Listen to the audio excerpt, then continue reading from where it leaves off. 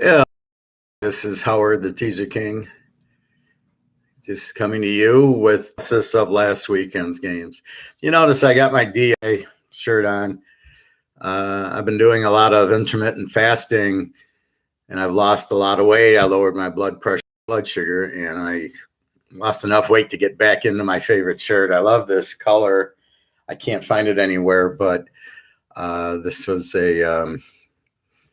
I had to buy this 15 years ago when the Desert Inn was there. And I love the shirt, so I just keep it. And with all the weight loss, I'm able to get back into my Bellagio and Caesars shirts that you can't find anymore. So I was really happy. I had the Bellagio one on the last video.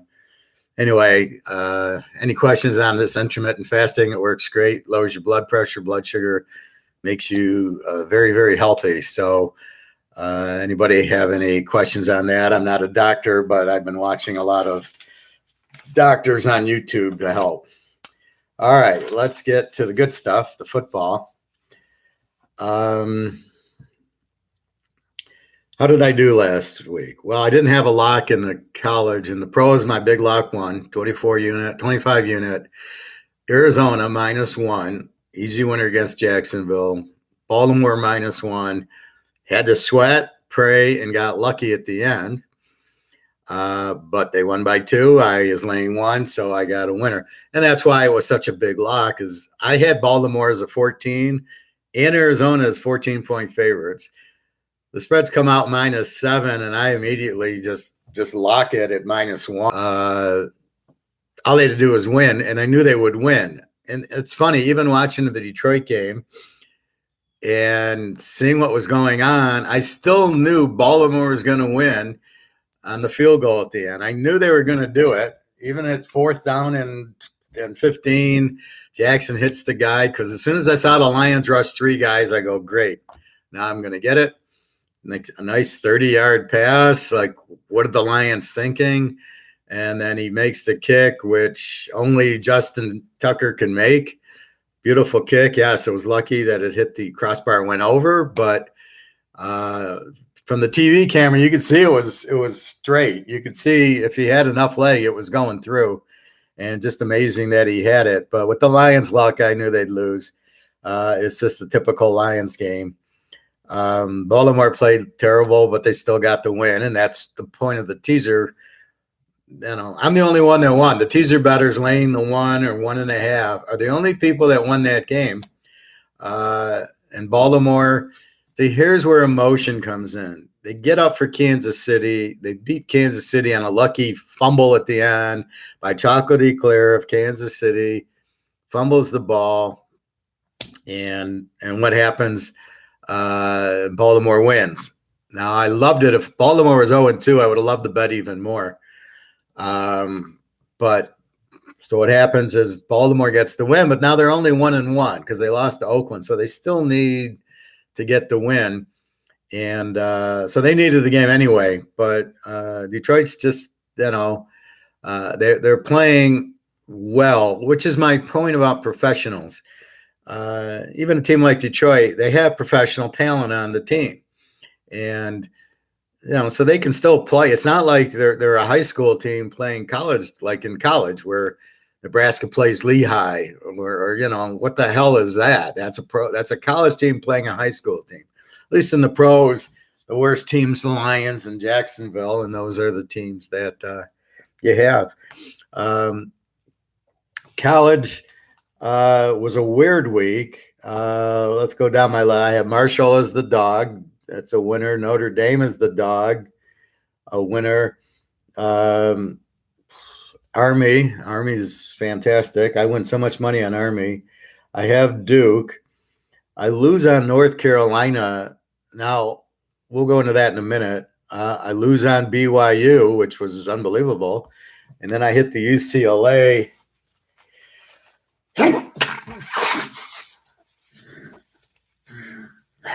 I'm sorry. Like I say, every time I do this thing, I sneeze. I have the UCLA over. I picked the Alabama game, but I don't play it because I don't want to lay so many points. I hit the Baylor dog. I hit the Clemson under, which I hate the overtime rules because it's 14-14. It's a 28. It's done. And then they get 3 touchdowns. It's crazy. And then I lose with Buffalo, which had a 35-7 lead and lost. So pretty good week. Now let's talk about the problem. Okay. So let's ask ourselves, why did we lose? Why did we lose? Well, we hit Notre Dame because we took the dog. Excellent choice. We hit Marshall because they got a good offense and they were getting 13 from App State. Solid. So I think if you can find live dogs in college, I think that's a very good way to go. Army just definitely overmatched Miami of Ohio. That was a good play. Duke over Kansas, strong against weak. Kansas had some offense, made it a game, but Duke was only laying 10. So that's, again, the point spread made that one. North Carolina, Georgia Tech. What happened there? North Carolina laying 12. I only got to lay 6. I'm only going to win by a touchdown with this strong North Carolina offensive team. Look like a good team. I have them rated as a B, so they score more than they, and then they give up a little. And I have them as an over team because they score a lot. They get a lot of offense. Here's Georgia Tech. I have them rated as a B, but an under team. So I'm thinking North Carolina, at worst, they're going to win by a touchdown. Georgia Tech's not that good. So first mistake is Georgia Tech is that good. They played Clemson. I thought they'd be flat, and I go, well, they're not that strong. Now here's where the information comes in. And now you make the adjustment on Georgia Tech, and you say, no, they're a better team than you thought. They got a very good defense. They held North Carolina to 22 points, but then they score 45. So against Clemson, that shows you how good Clemson's defense is, which I knew it was good against Georgia. And now here it's Clemson got a great defense. They have no offense. They're a beautiful under team. They're a better under team than Army used to be. So Georgia Tech's a much better team. North Carolina, see again, they make Sam Howell the Heisman Trophy. He hasn't done crap. He's not a Heisman Trophy candidate. He's not. Look at what he's doing. He's not. He's not doing well. And then Georgia Tech puts up 45. So now North Carolina is there. So now North Carolina is more of an over team, and Georgia Tech, who I thought was an under team because of the Clemson game and a few others, even though they lost to Northern Illinois, again, 22-21. Again, so you say, well, Georgia Tech's not that good. They lost to Northern Illinois.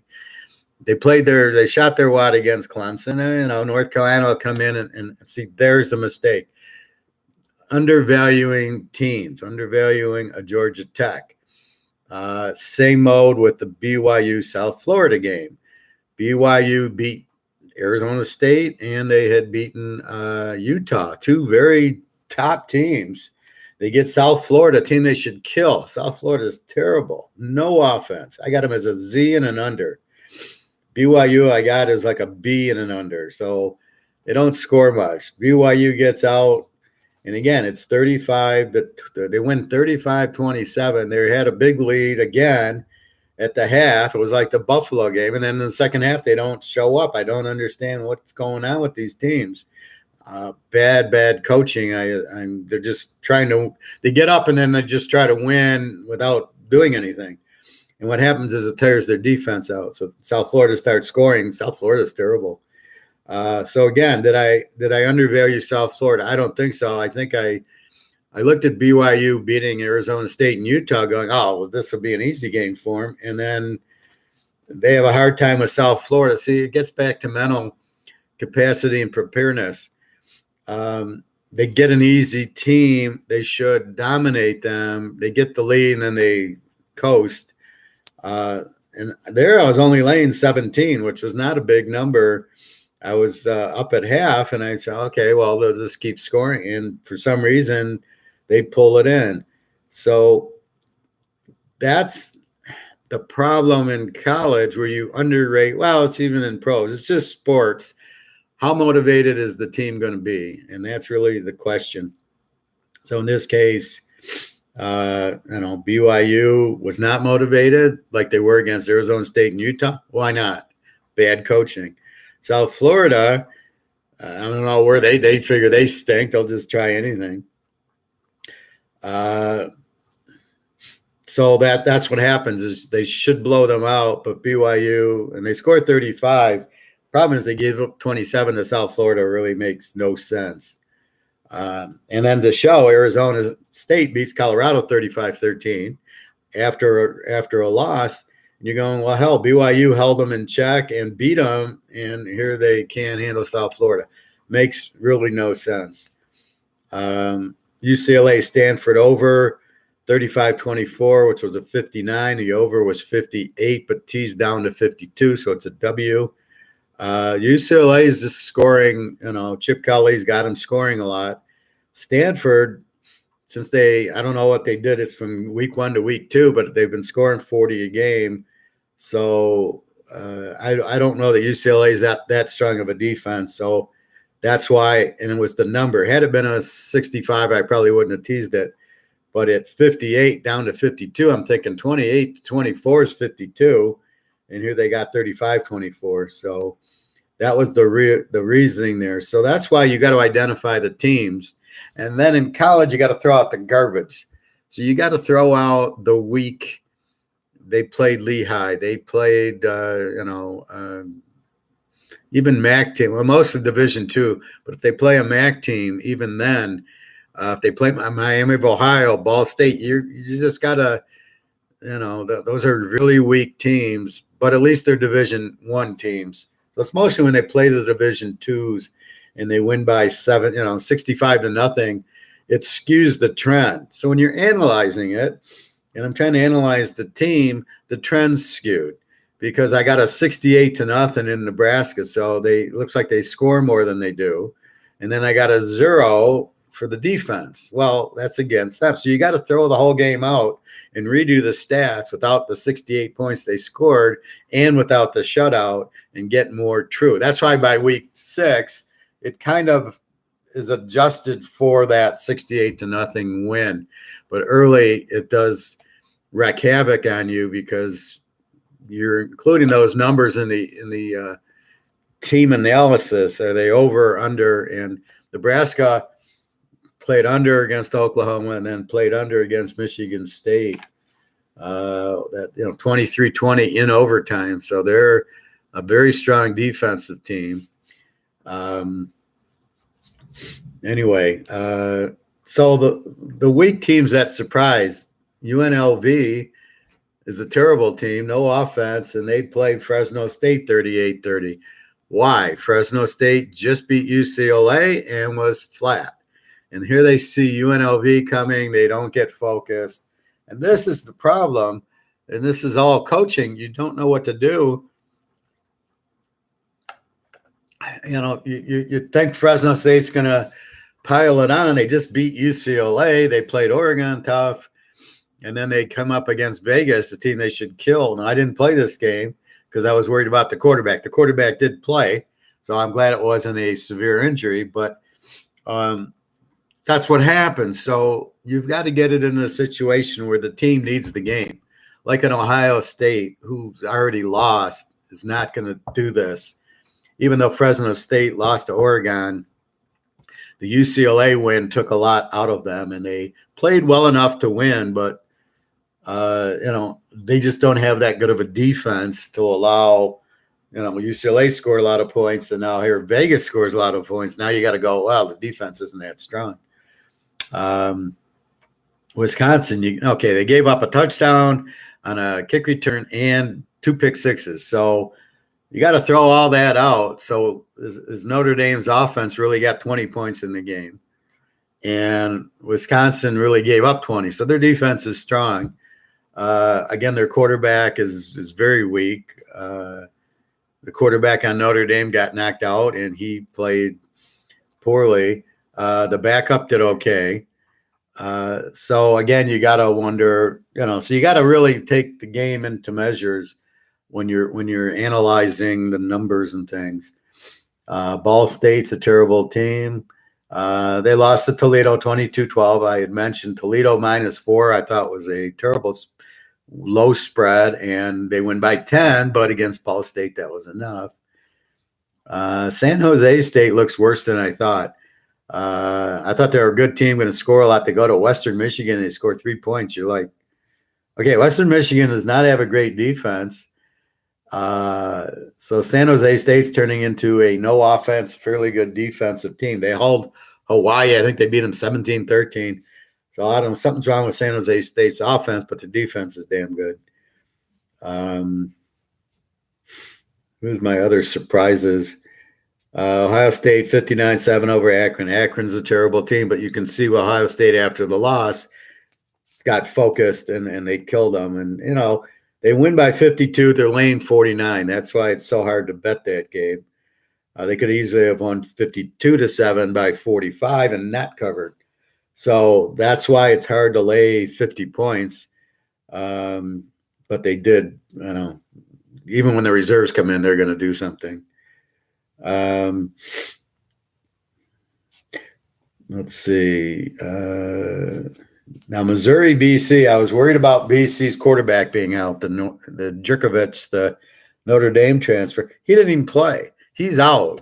So the backup comes in and I think they go to overtime 34-34 and they win 41-34. So obviously the backup's not bad.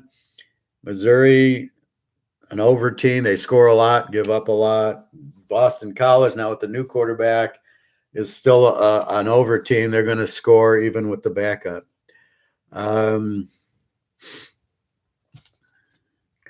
Let's see. Western Kentucky, Indiana. Indiana finally put up some points with Penix, so he looks like he's getting better.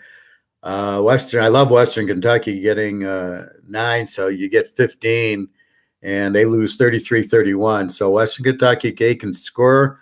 They have a great quarterback.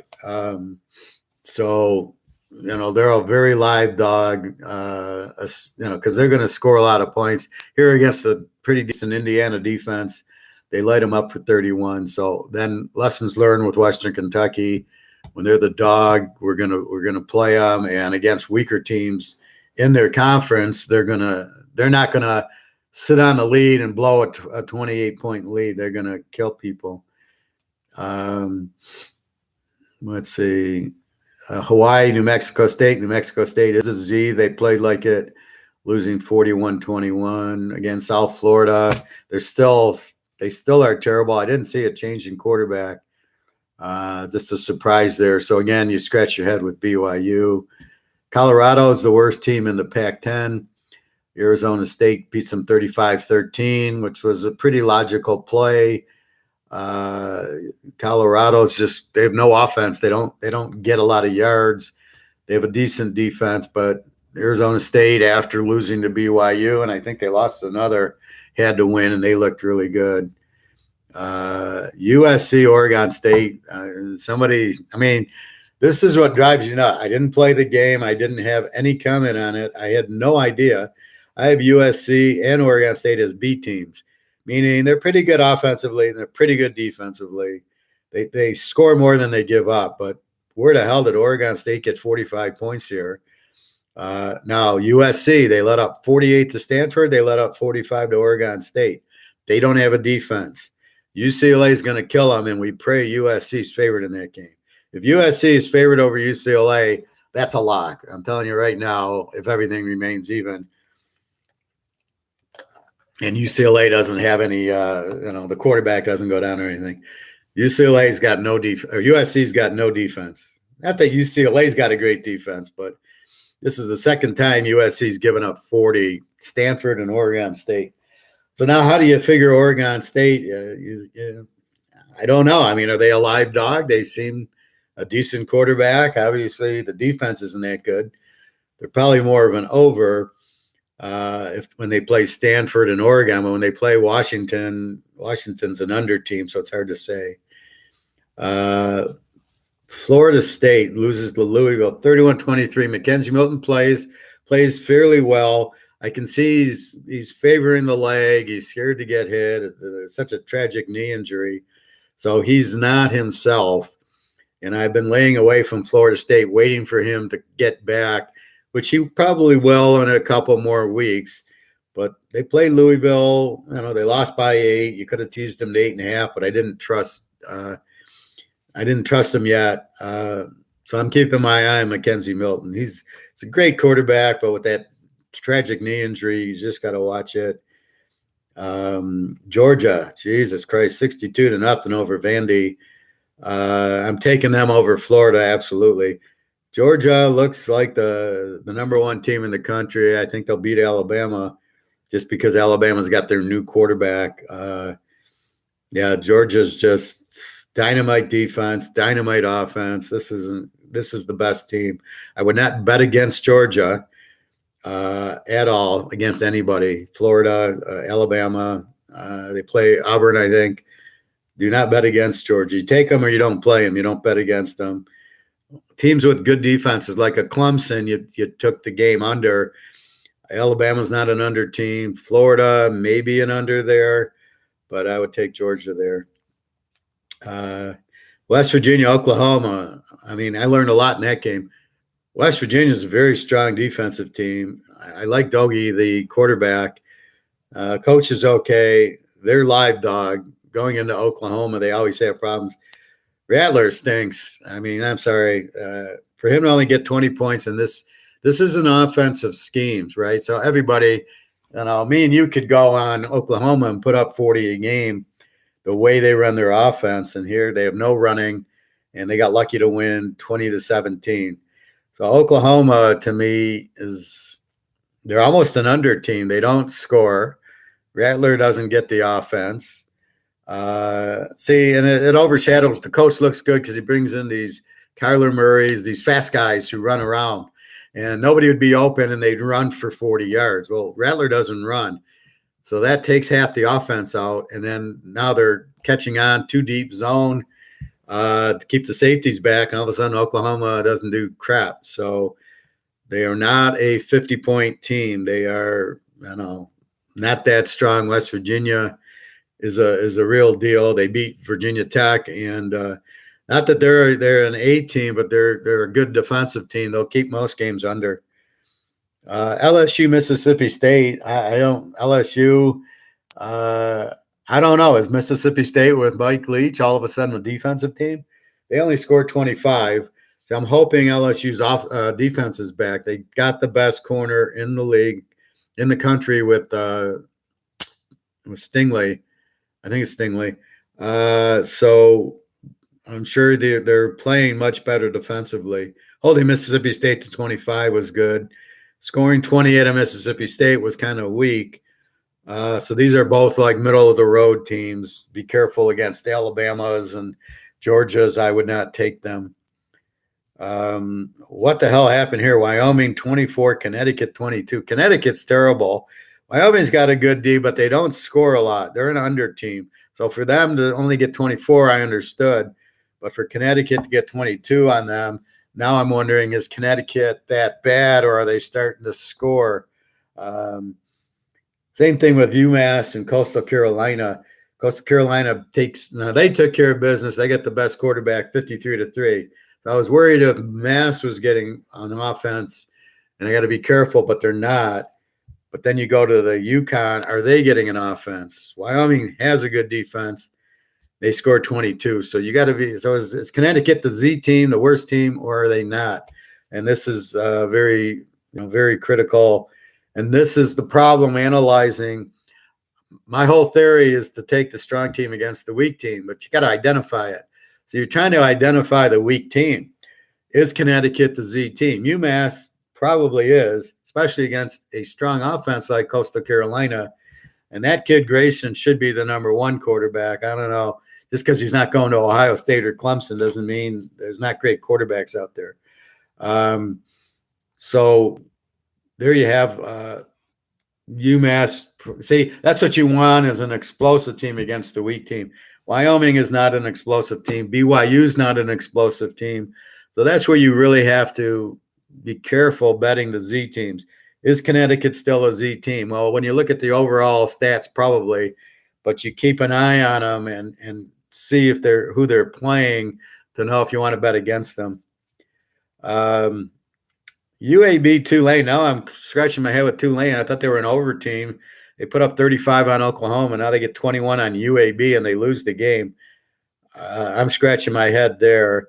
Um, UAB's fairly good, Tulane, but they're not great team. They're not like Tulane's not an over that I thought they were. I mean, I thought they'd score 40 a game if they're putting up 35 on Oklahoma. So something's wrong there. Keep an eye on them. Somebody up here asked about Texas Tech plus the 10, and I said, yeah, they where did Texas come from? 70 to 35. This is a team that couldn't get 20 points on Arkansas. How good's Arkansas?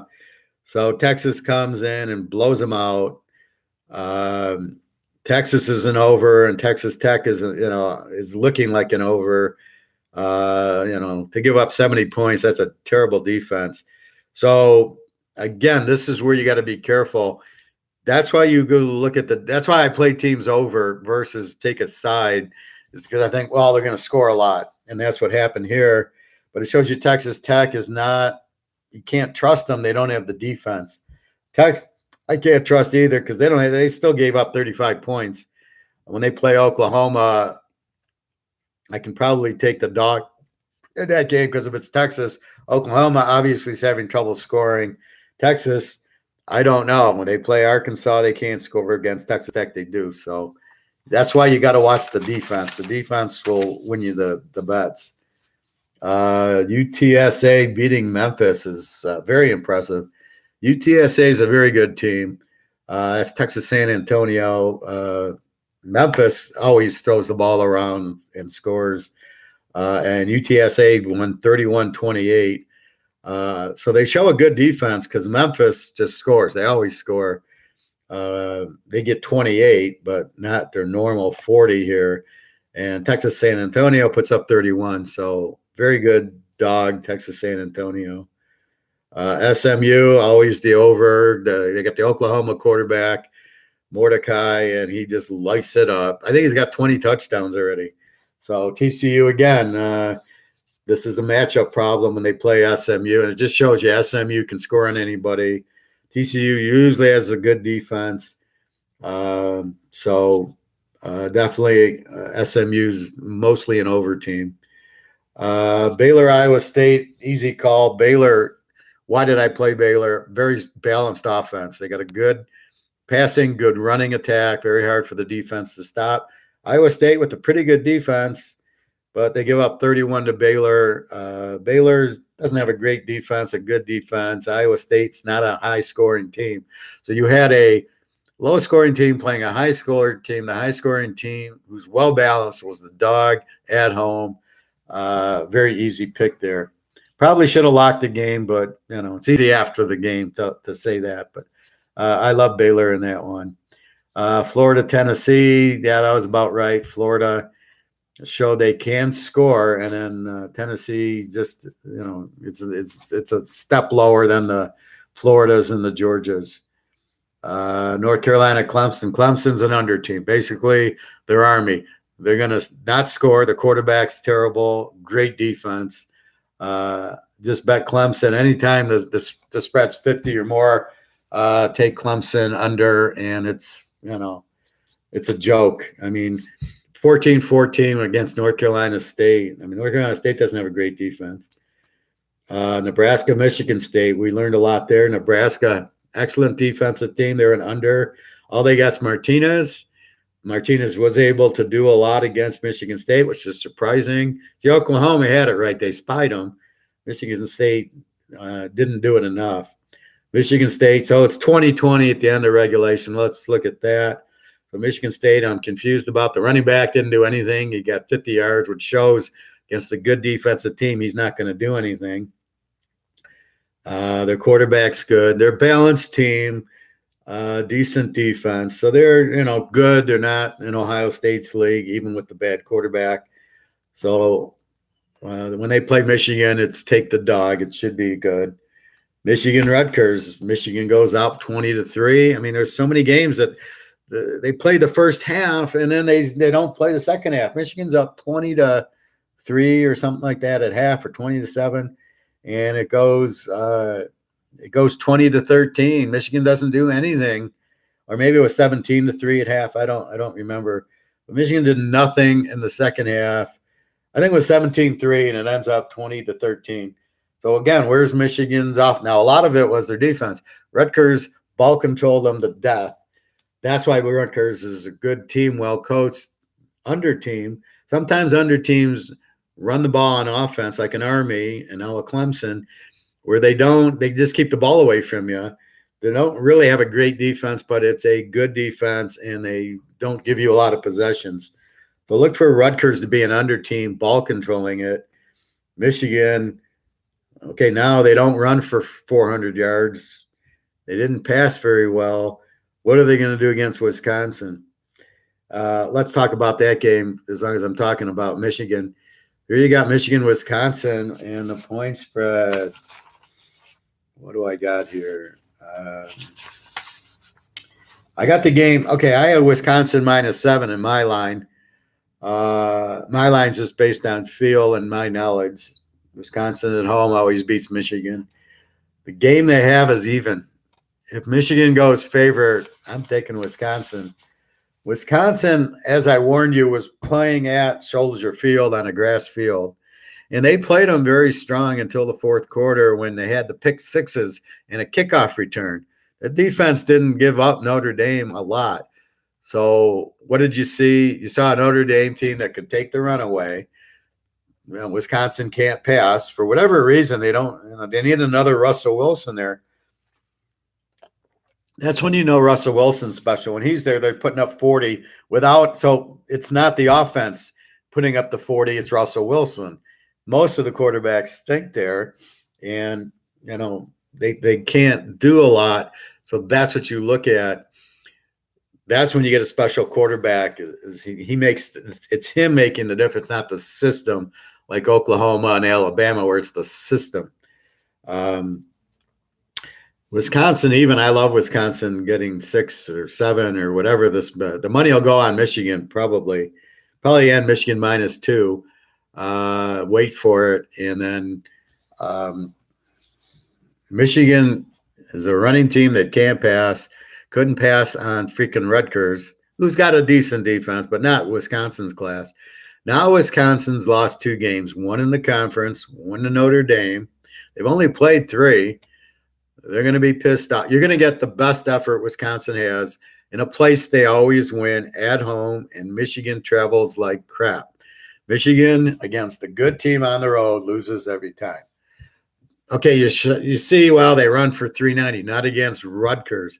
Rutgers is a good team with Shiano. Okay, don't make that mistake. They're not Rutgers giving up, losing 59-0. But Wisconsin's got a much better defense than Rutgers, much better offense. They're going to pound it down Michigan's throat.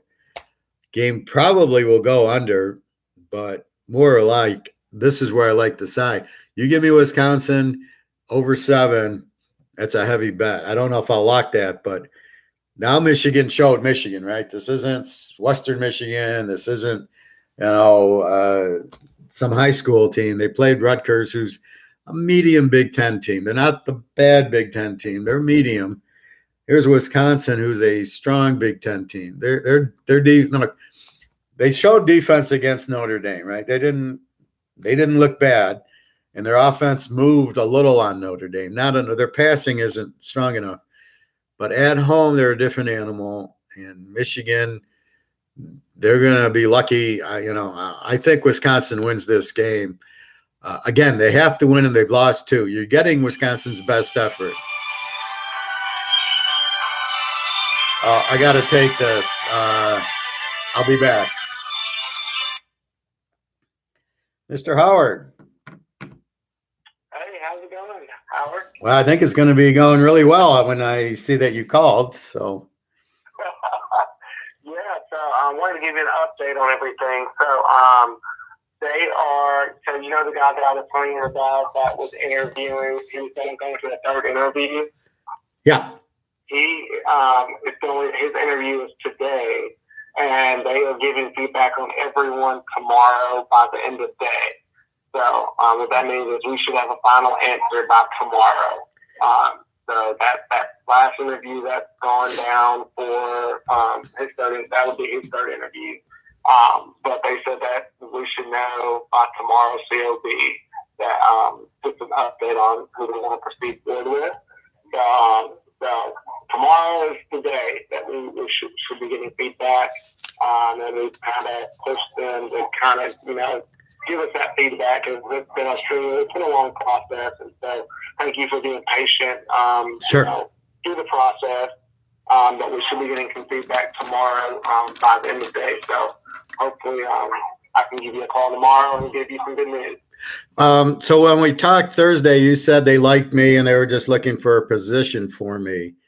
I thought that was still on the table then. Has anything changed there? No, nothing's changed. Like I said, we should be getting some feedback tomorrow by the end of the day to see, just about everything, just confirmation, Oh, okay. a verbal confirmation. Yeah. So you think, so between me and you think I have a job. We're just not sure which job that I'll have. Is that what you were telling me then? Thursday and then? They didn't say you were out or anything. They didn't rule you out. They just told us that they had to discuss some things, logistics and things on the call. So they did not rule you out on Thursday. Probably it was last Thursday when we got the call.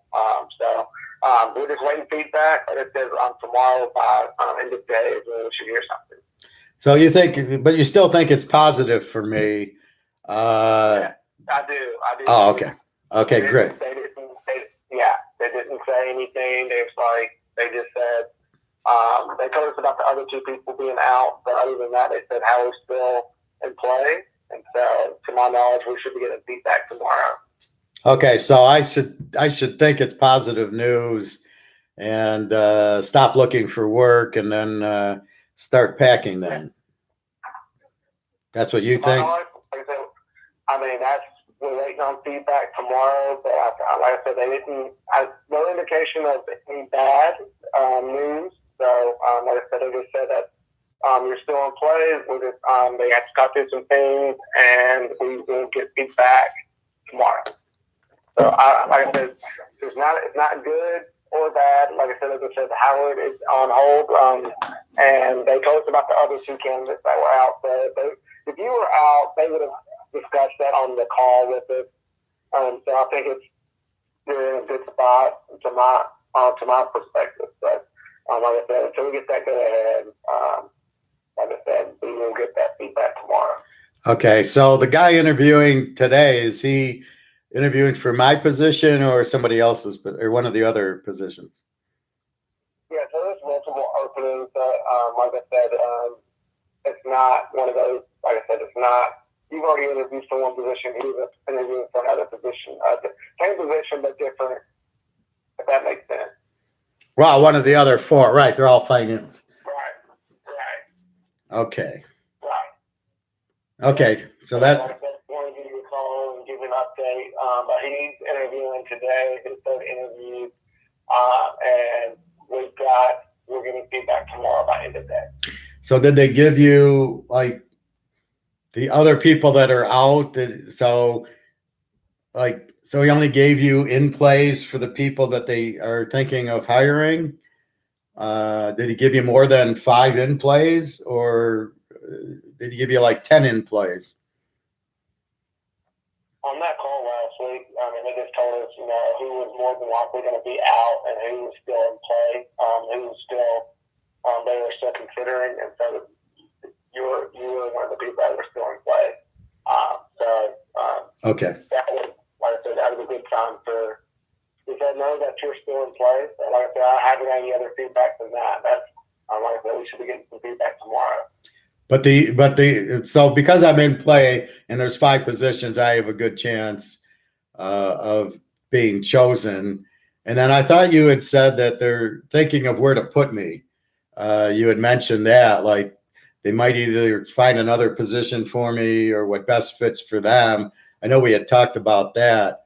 So I took that as real positive then, even if this kid, I said they still want me, even maybe for a different position. Okay.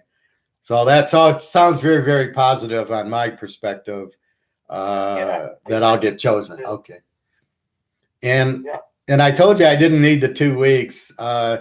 It's just it was a learning. I'm in the learning curve process, so it's not. I'm not at Mercedes anymore. That ended March 31st.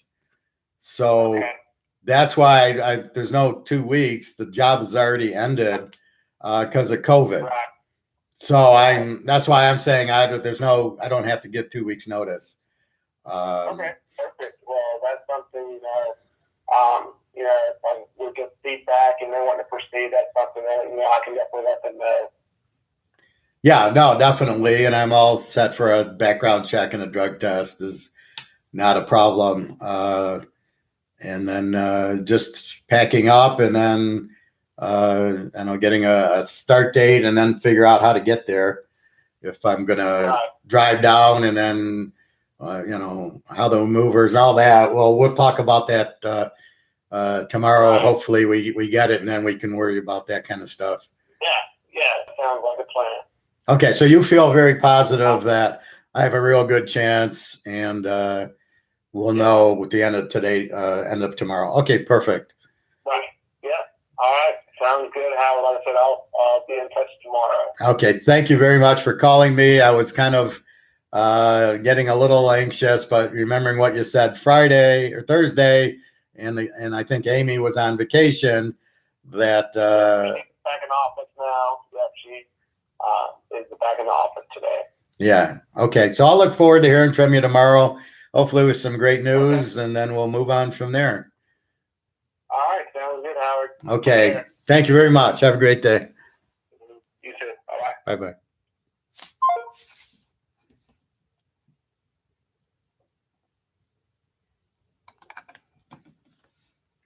All right. Sorry about that phone call, everybody. I was a business call I had to take. Okay. Michigan, Wisconsin. Again, Michigan's a bad road team. Wisconsin is excellent at home. They're a much better team at home. Notre Dame could throw the ball. That was Wisconsin's weakness, as I discussed. But they got pick sixes and everything. Michigan's defense is not as strong as Notre Dame's. And Michigan doesn't have the passing attack to get to the weakness. Michigan's going to run against Wisconsin's not going to go anywhere. So I look for Wisconsin to win this game. Again, they have to. They've lost 2 games. Penn State, excellent team. Notre Dame, the Wisconsin didn't look very good in the game. They just got the breaks, went against them. But here they get a Michigan team who doesn't seem to be able to throw the ball. You had nothing against Rutgers in the second half, and they're not at home. Look for Wisconsin to win this game, especially if Michigan goes, 2-point favorites, jump on Wisconsin in 8. Okay, Auburn, Georgia State. I don't know. Georgia State's a terrible team. Auburn. Auburn played weak teams, put up a lot of points, played Penn State to 28-20.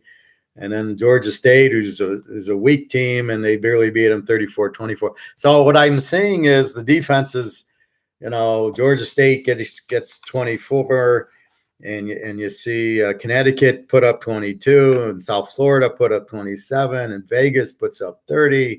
So the real bad teams, and the reason they're bad is they don't have an offense, and they give up a lot on defense, are scoring a little bit more. Especially against BYU and Wyoming, who are very good defensive teams. So it doesn't make a whole lot of sense. And was it a one-time anomaly, just a kind of a weird week or not? But this is where you need to know the Z teams stink and they're not going to score a lot. That's what you're looking for. So you watch the quarterback, you watch their offense, and if they're very low scoring and the quarterback can't do nothing. One thing I am noticing are the dual purpose quarterbacks. You have a quarterback who sort of like Fields, right? He can't throw. He's a good runner, or maybe not even him, but I don't know. But some of these teams, you're getting these dual quarterbacks. So the quarterback goes past the pass and then he starts running. And it's almost that's what's giving Buffalo fits. The losing to Old Dominion, they have no running back. The quarterback throws for 150 yards a game, but he ran for 100 yards running and a couple of touchdowns, and then he threw a little bit. They didn't get a lot of offense, but they got a lot of touchdowns because Buffalo kept going 3 and out, and the defense got tired. So that's what you have. Actually, here's Buffalo 35-34 to Old Dominion, 35-7 at the half. They go 3 and out the whole second half. They couldn't get a first down. What the hell is that? This is Old Dominion. Old Dominion's a terrible team. And then Buffalo puts up 35 and can't after 2 losses. So Buffalo is not a very good team. Okay, I give them the loss to Nebraska and Coastal Carolina. They played very well. But what the hell is this against Old Dominion? And again, is Old Dominion that bad, or is it just misranked and they played really good teams? So again, they put up 34 points. Washington, Cal. All of a sudden, Washington's starting to look like Washington again. 31-24. Pretty good defense. Now they're scoring. So, all of a sudden, Washington just had a bad start. Probably new players, new coach. And now they're getting more into the rhythm. And that's what changes, right? So you have Washington as a bad team. Now they beat Cal. Cal's a good team, good quarterback, good defense. So now you start giving Washington a little bit more credit. They'll be more competitive against Stanford and Oregon and Washington State than we thought before. And Texas A&M and Arkansas. Look at Arkansas. They killed Texas, and now they beat A&M 20-10. They just run the ball down your throat. They play great defense. Texas A&M has no offense but a great defense, and that's what it showed up there. So Arkansas, serious dog in most games. I think we have them as a dog this week. So that's college. Lesson learned, just any of these, you got to be careful when you name the team, right? Are they really a Z? And early on, you get fooled because of the schedule. Did they play Nebraska and USC and Alabama? And everybody looks bad against Alabama or the stronger teams, UCLA. So you're going to look bad, but are you really that bad? And then it's against Alabama and then against Southern Miss, right? So in conference, are you really that bad in conference as you were out of conference? And that's really what you got to look at. That's why you look at the box score. That's why you look at everything. Is just you want to just try to understand the team, especially in conference. In conference games, like in the Sun Belt, you're playing Sun Belt teams. There's a whole different than playing SEC teams or Big Ten teams or strong ACC teams. That's what you got to look at. So I'll get into week 5 when I do my college video. In the pros, let's look at what's going on in the pros. Houston, Tyrod Taylor out Mills. Mills is a terrible quarterback. I can't believe he's starting. I can't believe he got drafted. He was terrible at Stanford. Why would you think he'd be good now against Houston? So I don't look at Mills as anything at all. He's a terrible quarterback. And the number one thing you look at when these teams are starting the new quarterbacks, the Lawrences, the Fields, well, not necessarily the Lawrence, but the Fields, teams with a good defense, starting these new quarterbacks are all going to be under because they're not going to score a lot because the quarterback is not ready to light it up. New England, Chicago, the Jets, when you got these new quarterbacks with, now the Jets are just weak. They don't have a great defense, but the Bears with the great defense, New England, those are under teams. They're not going to score a lot, but their defense will keep them in. The coaches will call, like Fields, there was a lot of running going on with the Bears against Cleveland. So those are under teams. So no offense, good defense is under. And that's how you got to play these quarterbacks. They're just terrible. Arizona, Jacksonville. What the hell was going on with Arizona at the end of the half? Let's try a 90-yard field goal. I mean, what was going through their mind. You're playing Jacksonville. Understand the game. It's 7-7. Just go in the half or try a Hail Mary. And, they're at the 50-yard line, I assume, 68 yards. Just throw a 50-yard Hail Mary. You got a better, with Kyler Murray and those receivers, you got a better chance of doing that than a 68-yard field goal.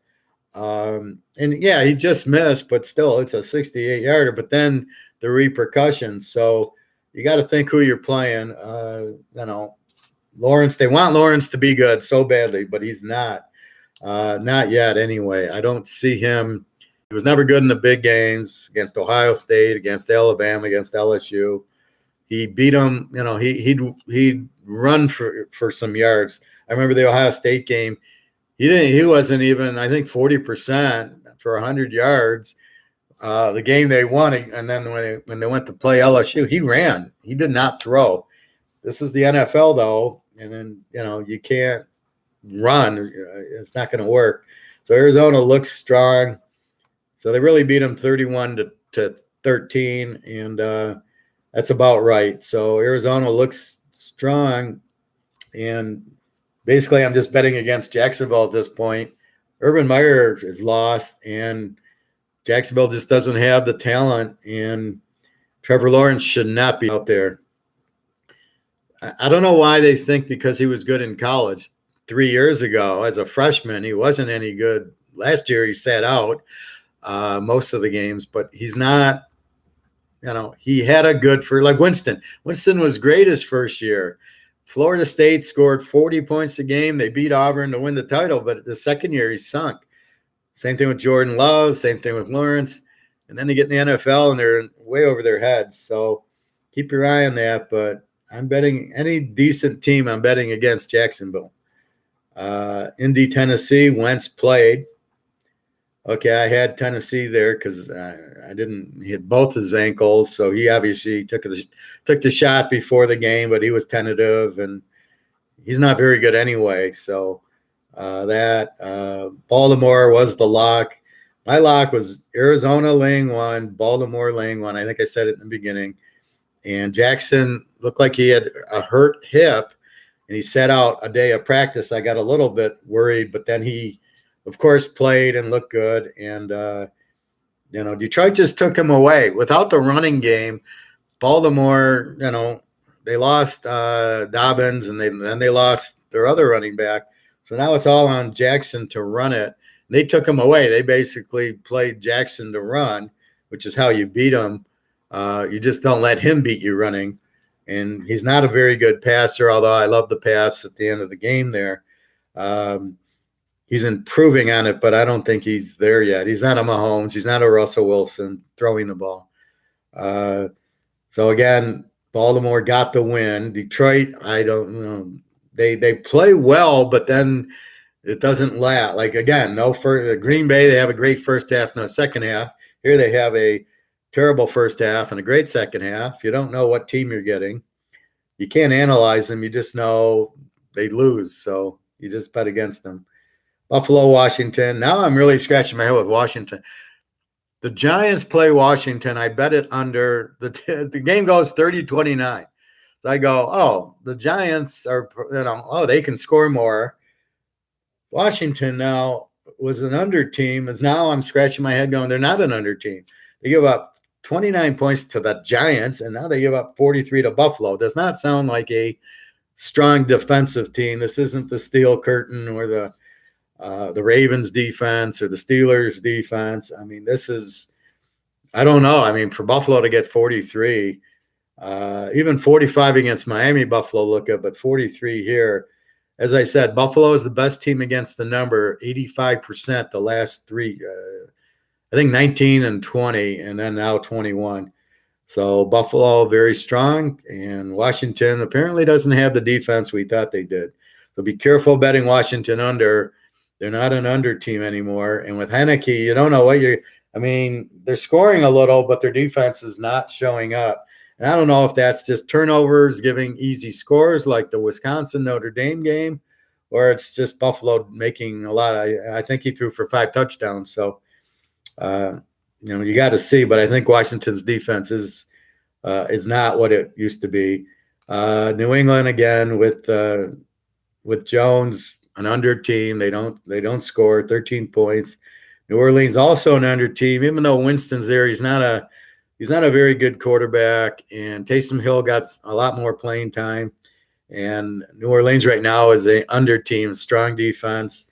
They're missing Drew Brees, so they're not going to score as much. The coach is going to call different plays, knowing he doesn't have Drew Brees. So you got two unders. I bet it under 49, and teased it down from 43. It was an easy W. San Diego KC, I called that one. San Diego road dog, beautiful road dog, and they win the game straight out, which is a bonus. Boza did play. KC, you've got to be careful with KC this year. They're probably tired. Their defense does not look good, but they're tired. They went to the Super Bowl and won. Then they go to the Super Bowl and lose. That's a lot of football. So they're basically playing 38 games, and other teams are playing 32 if they don't make the playoff. That's 7 more games in the same time frame. You get tired. Andy Reid goes to the hospital. Probably he's overweight, so it's probably diabetes and heart, high blood pressure, high blood sugar. He needs to go on intermittent fasting is my advice to Andy Reid if you would listen. But KC's just an over team now. They're not an A team. They're not, we're going to win. It's, we're going to score and they're going to score. And San Diego with Herbert, they score a lot. See, Herbert's he's not like Tagliabue, and he's not like Fields, and he's not like a lot of these others. He's showing, right? It's not taking him a year to get going. He came in throwing and getting going, and they put up 20 points, 28 points a game. He's not now. Why is Herbert going right away? But Lawrence and Fields and Tagliabue, well, we got to give him 5 years. Well, no, you didn't have to give Herbert 5 years. So that's the difference, and that's why I like Herbert. He comes in, he knows what to do.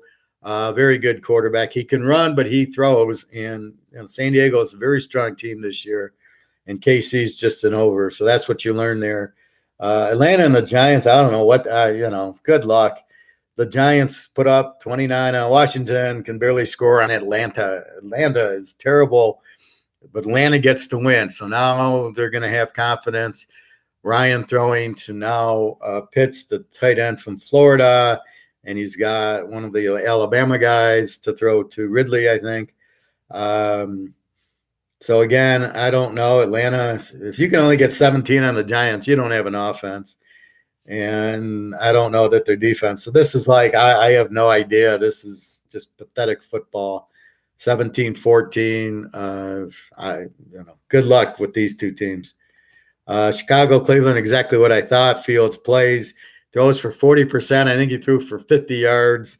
They sacked him 6 times. You didn't know how to get away from the sack. You didn't know how to dump the ball. He doesn't watch Tom Brady, where it's out in 2 seconds. That's why Tom Brady gets it out in 2 seconds. That's why he's still playing. He avoids all the injuries because he gets rid of the ball. Fields took 5 seconds. He's trying to run. This is the NFL. The freaking defensive end, Cleveland's, I can't think of his name. I want to say Garrett, Myles Garrett, is faster than Fields. So he's not understanding this. These guys are catching me. So, Chicago's an under teams. All I can say, they score 6 points on Cleveland, who's got a decent defense, not that great. And they held Cleveland to 26. Can somebody explain why in the hell these guys are going for it on 4th and 1 and 4th and 2? And they don't make it. This is the NFL. This isn't college. I don't know where in the world they're getting this in their mind to go for it on 4th down. It's a terrible play. You're playing pros, and most of the time it doesn't work. Cleveland had the ball at the 20-yard line. Can you believe they go for it on 4th and 1 instead of kicking the field goal?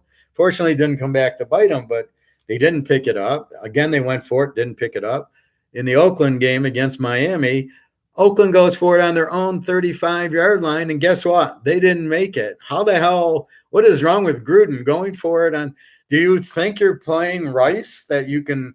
Oh, it's 4th and 1, no problem. We'll pick it up. Or is it these stupid analytics that make no sense, right? These analytics are just they're crazy. Go for it on fourth down. No, you don't go for it on fourth. You don't go for two. It's not easy to do, and you don't go for it on fourth down like that's no problem. So this is what you have. So I don't really get this go for it on fourth. It's just the stupidest thing I've ever seen. Cincinnati and Pittsburgh. Roethlisberger played. I don't know about the defensive injuries. Cincinnati looks strong, 24-10. Jamar Chase looks strong, and with Burrow throwing to him, that's his buddy. They played college together, so now they're on the same team. Look out. I mean, he hit a nice bomb to him. So Cincinnati is a live dog. They're a live play. I thought they were an over, but Pittsburgh now has no offense. So now Pittsburgh's an under team because they got a good defense and no offense. And Cincinnati looks live now. So you get him as a dog. You can play him with Burrow and Chase. They look okay. Let's see how their defense plays. Oakland, Miami, I warned everybody again. Oakland was a good dog. They beat Baltimore and Pittsburgh as dogs. And now we see Pittsburgh really isn't that good. They get him as a favorite. And then Brissett plays. And I think I made it in my thing. Brissett is a much better quarterback than Tagovailoa. So my friend from Vegas calls me. He's a big Raider fan. He goes, oh, well, they should win. They won the first two. And I go, no, you can't say that. You have to look. First of all, Brissett gives them a much better chance to win. And Oakland is a favorite, not a dog. So because they're now a favorite, let's see how they play. And they barely win, goes into overtime. And I hate the overtime rule. Seriously, Oakland kicks a field goal, then Miami gets the ball, and then they kick a field goal, and now we got Oakland. No, it's sudden death. What the hell happened there? Because Peyton Manning didn't get his turn. Well, the freaking defense didn't do their job. This should be sudden death and kick it off in sudden death. That's what should happen in overtime, not this bullshit. If you kick a field goal, the other team needs their chance. No, that's ridiculous.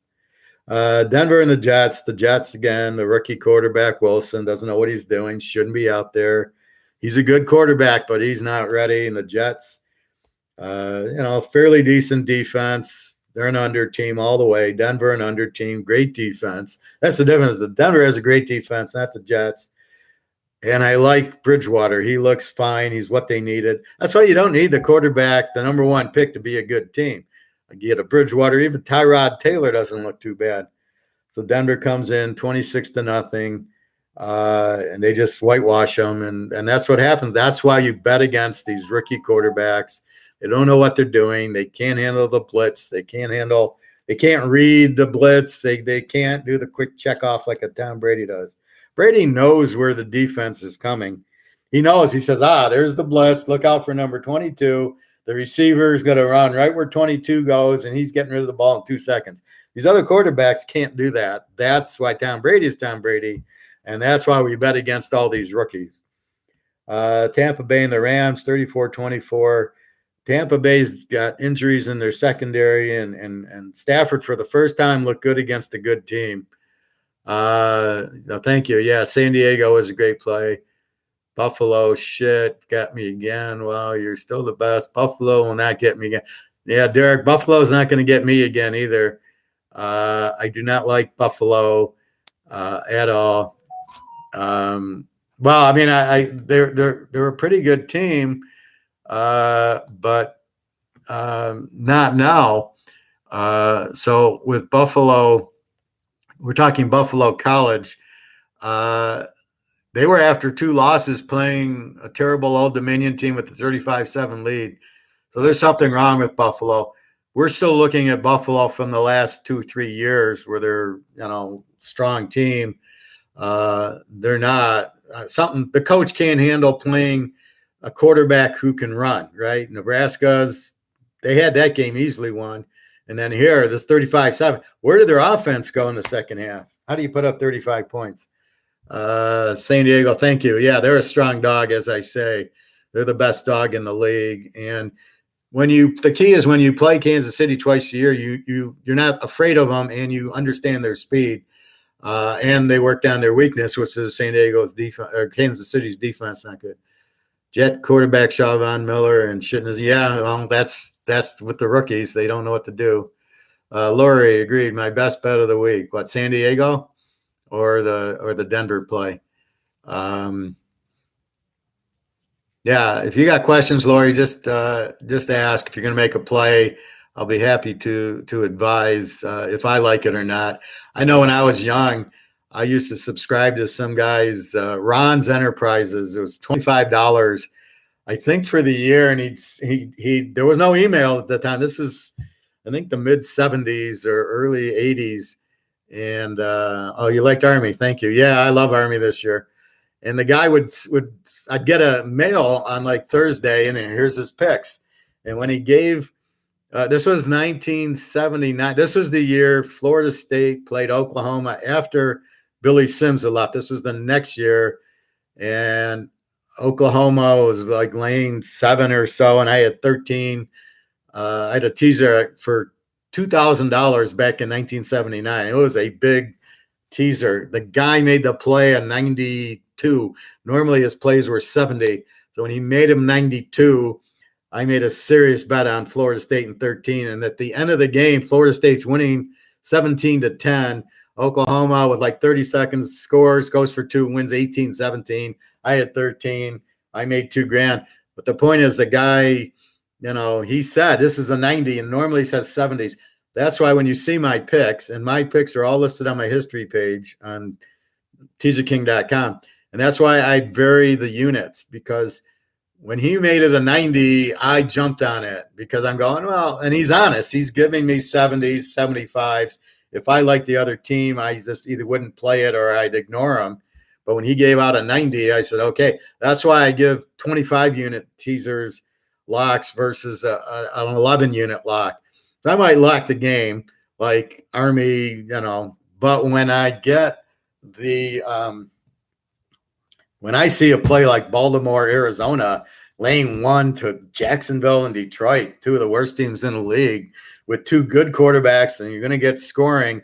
It was an automatic. I didn't even need any stats. It was like, that's it. But I wanted to make it a 25-unit play because I wanted you to bet heavy on it, because that was like my 92%. So when you see me give a 25, 30-unit play, I love it. I mean, that's what I'm looking for. You don't see it every week, but when you do see it, that's what I want you to understand. It's like a 90-unit from this Ron's, and I jumped on it for $2,000, and I won $2,000 in 1979. So that's what you know. Derek, I know it's early, but what do you think about Ole Miss against Alabama plus Georgia against Arkansas? Ole Miss, Alabama, I don't know. What's the line? I really haven't looked. Let me just finish up the pros. I'll get back to you, Derek. So, again, the Rams and this is why I talk about matchups. Tampa Bay had the injuries. The game goes over as I thought it would. Probably should have played the game over. I took Tampa +5. Spread went to even, so it's Tampa and 6. And, they just couldn't stop the Rams. Stafford, for the first time in his life against a good team, played well. So maybe on the Rams, it's different than when he was on the Lions and couldn't beat a 500 team. So we give the Rams look for, but here's the Rams. They played Indy and they sucked. They barely beat Indy, and then here they go beat Tampa. So is it they're better at home? What is it that we're looking at? They tried to run the ball way too much against Indy. They didn't do that shit against Tampa. So again, I still think Tampa's the best when healthy. The Rams got a much needed win, and now they have the confidence. But look out this week. They got who do they got? They got Arizona. So we'll see. Seattle, Minnesota. Seattle's a mystery to me. They get up 17 and then they stop scoring. I bet this game over. I got Minnesota as an over. Good offense, bad defense. Seattle's good offense, bad defense. The over-under is 54. I need 48. I get 47. I can't. Seattle missed the field goal in the first half. Seattle gets the ball at the 2-yard line and kicks a field goal in the fourth quarter. Minnesota Where did Seattle's offense go? And now is Minnesota. So now I take notes. Is Minnesota's defense getting better? They gave up the 17 and then stopped them. You can stop Russell Wilson. You got a good defense. So now I got to adjust Mini to, are they an over bet or not? But I did notice Minnesota with these long drives eating up the clock. So Seattle didn't get the opportunities. They did that to them in Seattle a couple years ago where they just ran the ball, and Seattle won it at the end. And I said, well, that's what happens when you're a passing team and you're running the ball. So let's see. Minnesota showed me a lot, but again, they were a home dog. Let's see what happens. And personality is everything. Like the Raiders, they're good dogs, but then they get to be favorites and they're not the same team. So that's why you get everything in the category. Like I said last week, there's not a lot of good home favorites. Most of the teams are bet against as home favorites. San Francisco, one example, lane 3 to Green Bay. I was worried Frisco was going to run it down their throat. They didn't. Green Bay finds a way, and Aaron Rodgers looked sharp, and they win 30-28. Good dog. Good play. The over. You got Green Bay, doesn't have a good defense. San Francisco, you don't know their defense. They look good against the Lions for 58 minutes. The Lions get an onside kick to score against Philadelphia at 17-11. Okay, who's Frisco? Now we see against a good quarterback. Now, the first 2 weeks, they didn't play a good quarterback. Jalen Hurts, this is my point with Jalen Hurts. This is Aaron Rodgers is a good quarterback. Jalen Hurts is not. And this is the point. So 30-28 Green Bay. And now is Frisco's defense any good? So a lot of it is who are they playing. If they play a really good, like Kansas City, their defense wouldn't be good. If you're playing like I said, the under Chicago, the Jets, Jacksonville, Frisco would probably keep the game low scoring and they'd win easy. Dallas, Philly, I'm scratching my head. Dallas, I have them as a good over, good offense. I'm not sure about their defense. Philadelphia, they beat Atlanta, who sucks, and then they lost to Frisco, getting 11 points. I don't know what team shows up. I don't know if Hurts is going to be able to run or is Dallas going to spy him. I don't know Philly's defense. Is it the one, it was strong against Arizona and it was strong against Frisco. So I think Philly, their strong points to defense. Hurts wants to run too much. This isn't Oklahoma. Dallas looks like a good offense. I don't know about their defense. I don't know what to do in this game. My gut is to take the dog and go under. I don't know. I didn't bet it, and I'm not going to bet it.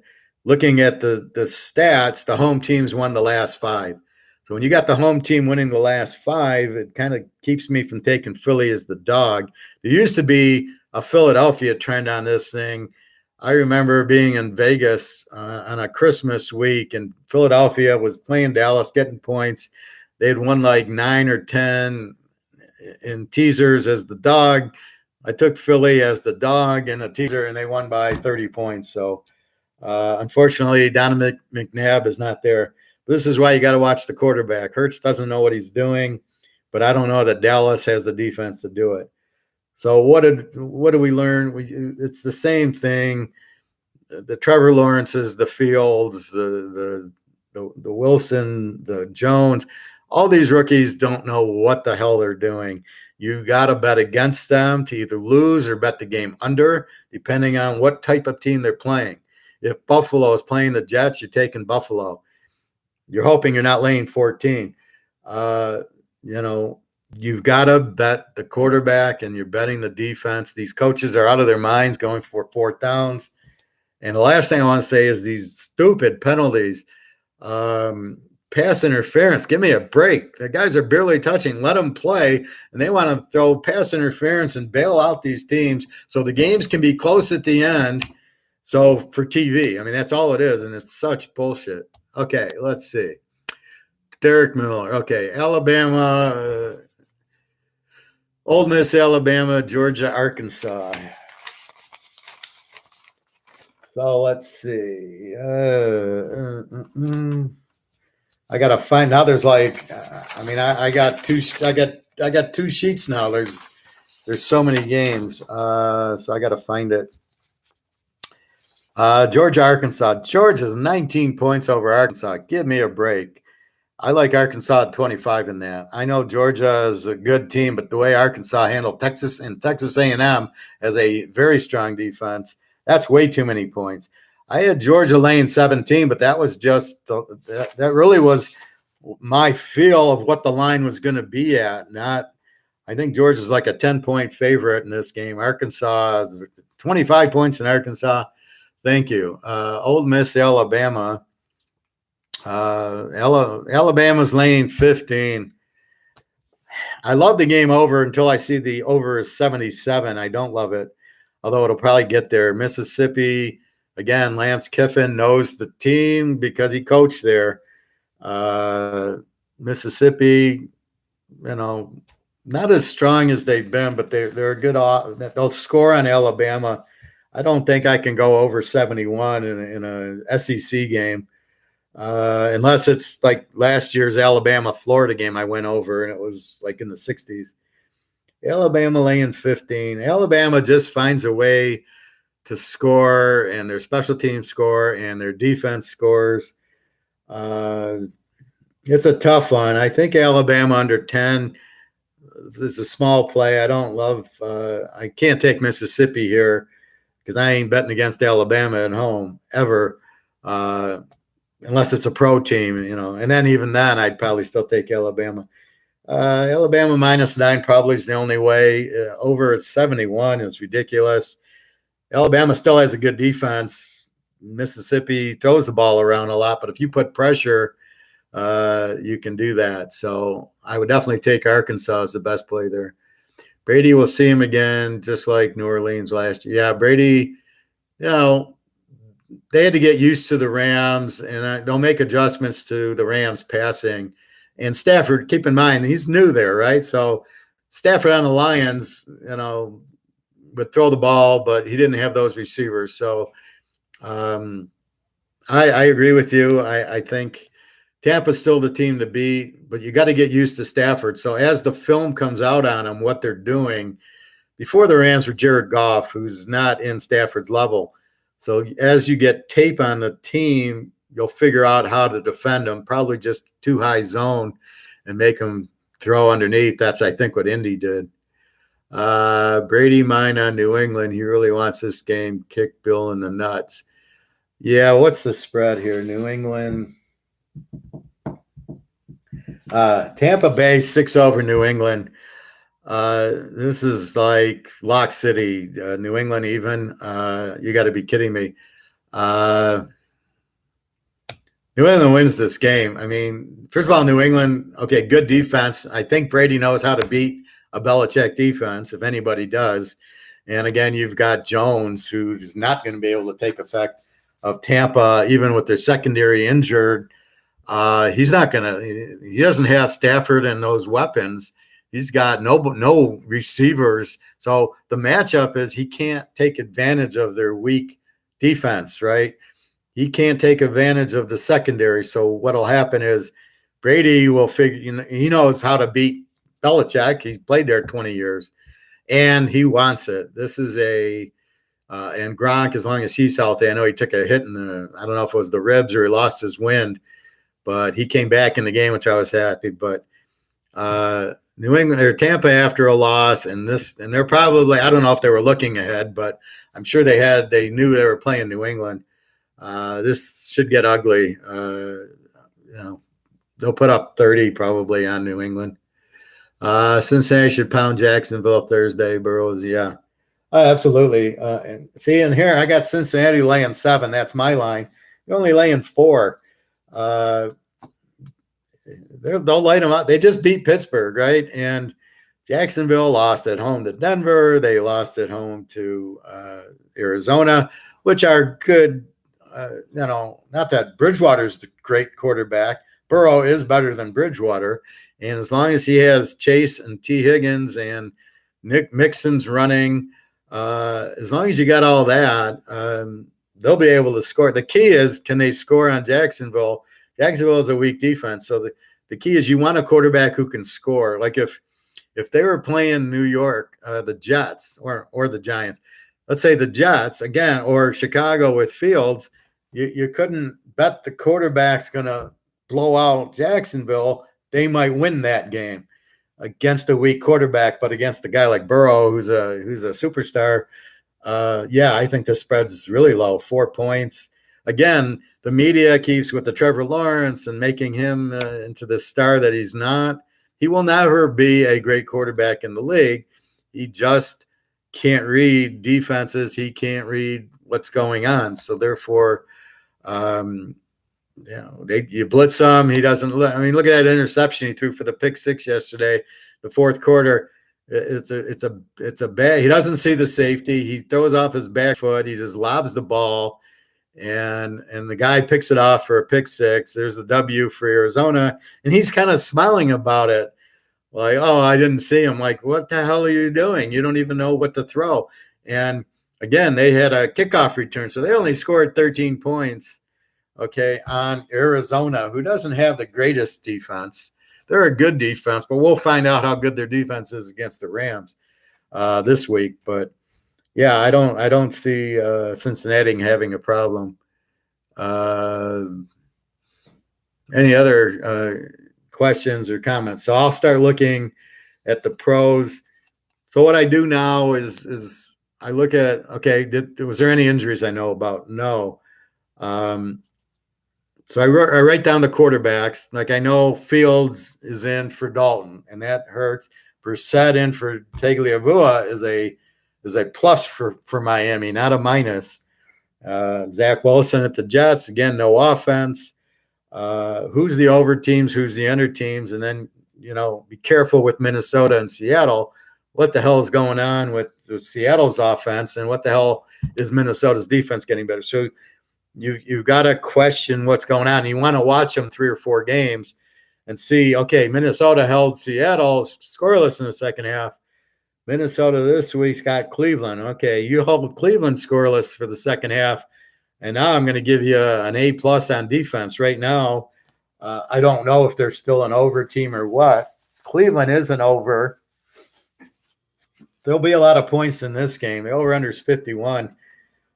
Just looking at it now, I would say over 45. Cleveland can, Mayfield's good. They move, they score, they got a good defense. Question is, do you take Minnie and 9? Now, if Minnie had the defense that they should have, Minnie and 9 is the play. I don't trust Minnie yet, but beating Seattle is good. And again, they're a home dog. So you got to look at Cleveland on the road, and Cleveland favored, and KC lit them up. So you wonder about their defense. But again, that was week 1, and now the team should be in shape to go 4 quarters. They played 3 games, and now that's what you're looking for. Minnie's either a live dog or it's an over. I don't know how you bet Cleveland in this game. Minnie beat Seattle, so you got to take that into consideration. Kansas City goes to Philadelphia. Do you think Andy Reid want to bet up his old team? Yeah, if he's out of the hospital. Kansas City off of another. Now, Kansas City's lost 2 games in a row. They're laying 7 to Philly, who's playing at Dallas in a rivalry game. So let's see what happens tonight. You really want Philly to win. Then you want to unload on Kansas City. If Philly loses, they'll be off of 2 losses. But now you're going to say, are they any good? Kansas City, they're going to score. And now Philly's strength is their defense. But KC, you can't really stop Mahomes and Hill and Kelsey and those guys. And if Chocolate Eclair would stop fumbling the ball, all of a sudden the guys fumbled like 3 times. KC's defense is not very good. Will they spy Jalen Hurts? I mean, it shouldn't be that difficult to just put a safety on Jalen Hurts and say, beat us throwing the ball, which you can't do because he's not accurate. So against Lamar Jackson, they had Baltimore beat. Baltimore's got a much better defense than Philly. Not a whole lot better, but better. This over-under at 53, I'm scratching my head going, where's Philly? Okay, if Philly wins, it's a close, low-scoring game. It's not going to be Philly's not going to put up 28 in this game, so I don't understand the 53. I would not play this game over. But now watch tonight. Now Dallas does not have a good defense, so Philly should be alive, and Philly should score on Dallas's weak defense. Divided that hurts can throw. Now they got Devontae Smith from Alabama, but again, it's a system thing. And if you notice, Ruggs on Oakland catches some long passes. That's all he does. Julio Jones is the only stud Alabama, but he's a big guy. These other little fast guys, Judy's out for Denver. Ridley at Atlanta obviously doesn't do anything. So just because they're fast, so Devontae Smith and Hurts, I don't know he's going to help them that much. But watch tonight, and if Philly doesn't score if Philly doesn't score 20 points against this Dallas defense, then just bet a ton on Kansas City -1 next week. And you can play them with the Army, who I love Army. They're laying 6, I think, to Ball State. So the Army's great because it doesn't matter where the game's at. They're going to run it down your throat. And their quarterback's a good runner. He ran a 75 and a 77-yard run last week. And Ball State is a very weak team. Ball State I have as a Z, which means they don't have much scoring. They put up a whole 12 against Toledo. And so I figure this Army spread's 14. I see the Army spread is 6. Thank you, God. That's why I'm here. That's why I make everybody money and I make money. That's a terrible line. It should be 14 at least, and then 6. Thank you. So just jump all over Army next week. Even that game will be over at half. Buffalo got Houston. Look easy for Buffalo. What do you think? I think it just depends on the line. Buffalo's laying 17. That's the problem. Although Mills is terrible. The question isn't Buffalo winning. It's now they got to win by 11. I just hate these big lines in the pros. That's the only problem. Buffalo will win easily. I mean, Houston doesn't really have the defense. Mills is a terrible quarterback. They lost at home to Carolina with Sam Darnold. I mean, so I think Buffalo. But it's hard to, if you can get it under 10, then yeah, I'd have a little more faith in Buffalo.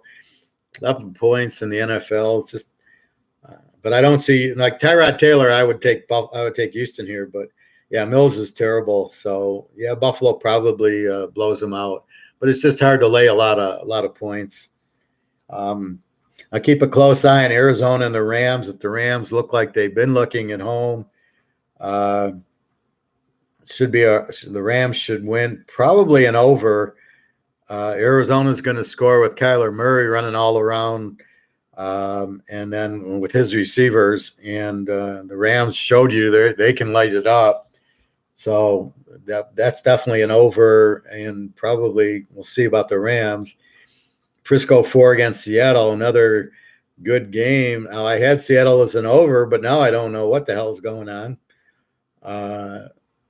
Probably Seattle and 10 is the play there because Seattle is a great road dog. This is against Frisco, and they'll fix the 17. And Frisco, Garoppolo doesn't scare me, and Green Bay just beat him. Russell Wilson's just as good as Aaron Rodgers, so they'll watch that film and figure out what's going on.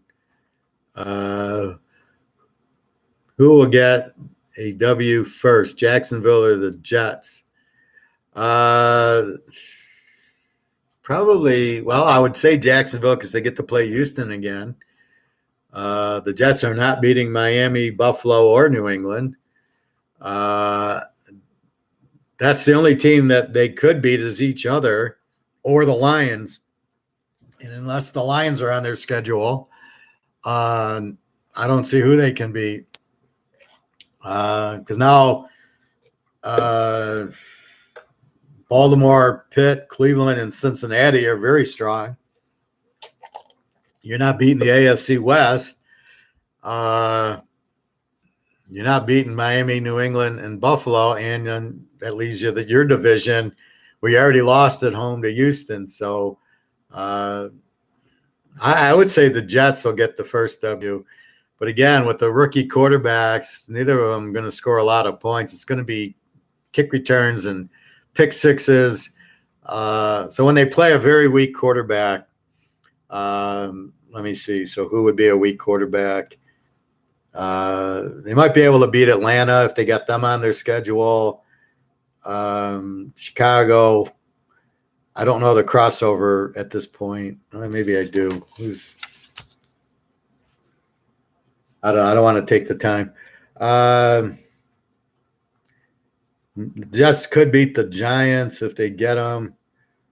Again, Houston, but Houston's already beat Jacksonville. But that was with Tyrod Taylor. Jacksonville could beat Houston with Mills because Mills is terrible. I think Lawrence is actually better than Mills. They're not beating the NFC West. They're not beating the NFC Central unless they play the Lions. They're not beating. They could maybe beat the Giants. That maybe Washington, who's now looking bad. I don't know. Pitt. No, that's it. So there's 2 or 3 teams they can beat. That's about it. So I don't know. We'll see as it gets. You got to see the injuries. The best thing for both those teams is to bring up their backup quarterback. So if you get Lawrence out, Jacksonville, it's like Miami with Tagliabue out. Brissett gives you a better chance to win. That's why these coaches are so bad. That's why you see 7 coaches change every year because they're so freaking stupid. They don't know what to do with their. They don't know who to put out there. They're putting out the wrong players.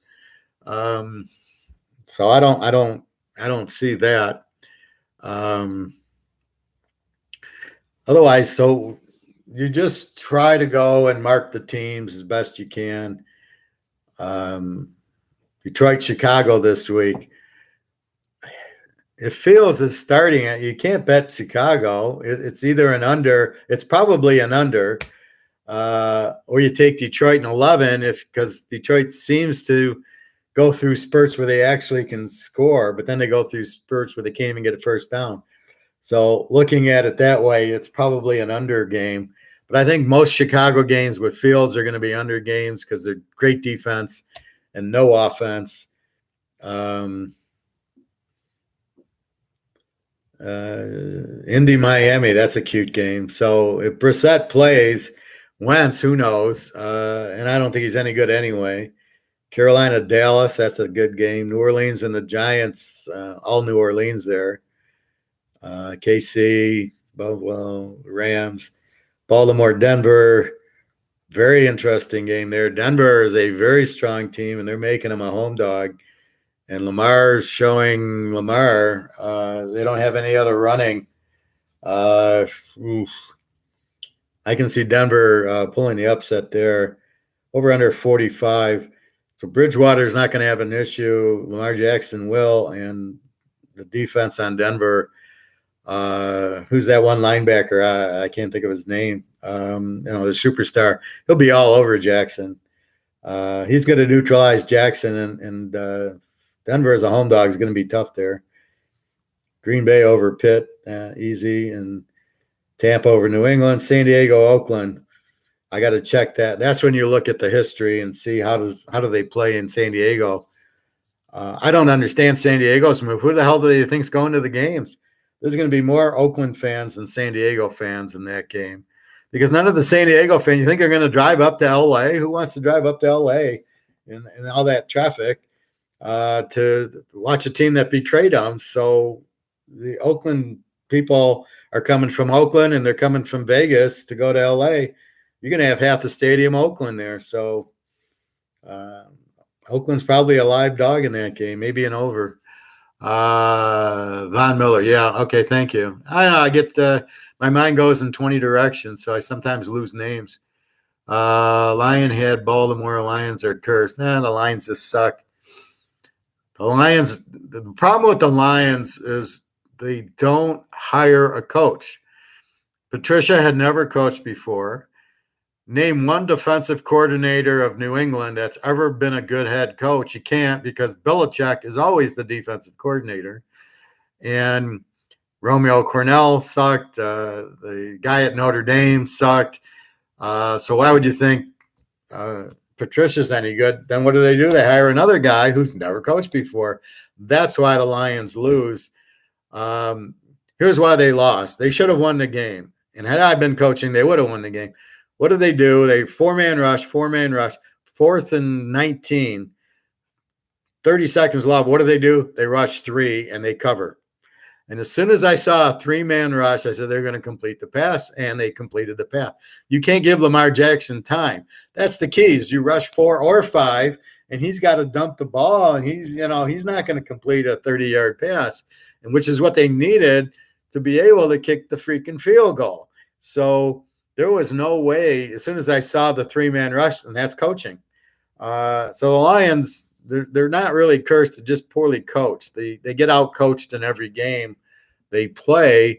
Once in a while, they get like Patricia beat New England because he knew New England because he had coached there, so he knew their style. But basically, what you have is the Lions are just bad. Yeah, Von Miller will be all over Lamar Jackson, and he's going to neutralize them, and Lamar's going to be big trouble against Denver. And I like Bridgewater. Baltimore's defense, I don't know. They couldn't stop the Lions when they needed to. So, yeah, Denver, then that'd be a pretty good upset, pretty easy upset, actually, especially getting Denver in 7. I would bet that spread might go to Denver -1. If you are thinking of Denver, I'd bet it now, getting points. Teaserking, thank you, Derek. I've been doing this a long time, and I give you insight that not too many people give you. If you listen to these idiots on the radio or with this DraftKings, be careful of DraftKings, everybody, and all these. The odds are terrible. MGM, do not play an MGM device. It's 130 on your teasers. It's ridiculous. So one of my customers said, well, I get 134, and I go, well, where are you betting? So I showed him Bodog, and Bodog was 105 on college teasers and 110 on pro teasers. Let's go to Bodog. You don't need these DraftKings and these others. So be careful where you bet and get the lines will be pretty much the same. Just, you got to get better juice. So anyway, so that's what we learned. I'll be doing a college one, probably what's today, Monday, probably Wednesday. I need time to study 75 teams. The pros are a little easier because there's just 32, and I kind of know, and it's not like they play Lehigh and Lafayette, right? They're playing pro teams, so you get right away, what the team is, and you can go with that. But pretty much that's what you're doing. Now, keep in mind here, I'm trying to teach and train. This is a class. This is not. I'm not like. Yeah, I want to make money on this and say, I want you to buy my picks because I want you to make money. But this is absolutely a class. I'm giving you all my knowledge since 1970 of betting football. I was 10 years old. I started betting, probably even earlier. I remember in elementary school, I bet one kid. I went like 13-1 on a Sunday in like 1969 or 19, and the kid just looked at me, and we were betting for quarters, and I cleaned him out, and he wouldn't bet with me anymore. And it's just knowing the team. You've got to learn the personality of the teams, their strengths and weaknesses. You're betting the coach, you're betting the quarterback, you're betting the defense. That's what wins the games. Can they move? What's going on? So that's what you're looking for. My skill, when you go to my site, you'll see a teaser. You'll see Baltimore in 2 teasers, and Arizona in 2 teasers, and Army in 2 teasers. Why? Because when I like a game, so I do all my research and I like the team, then I want to put it in more than 1 teaser. If I liked Arizona -1 against Jacksonville, well, I want to do it again. When I found a equal of Baltimore -1, then that's why it's a 25 unit. And then I still put them in. I think I had 1 with Army and I had 1 with UCLA over. So when I find the good teams, I want to put them together. I don't want to play risk.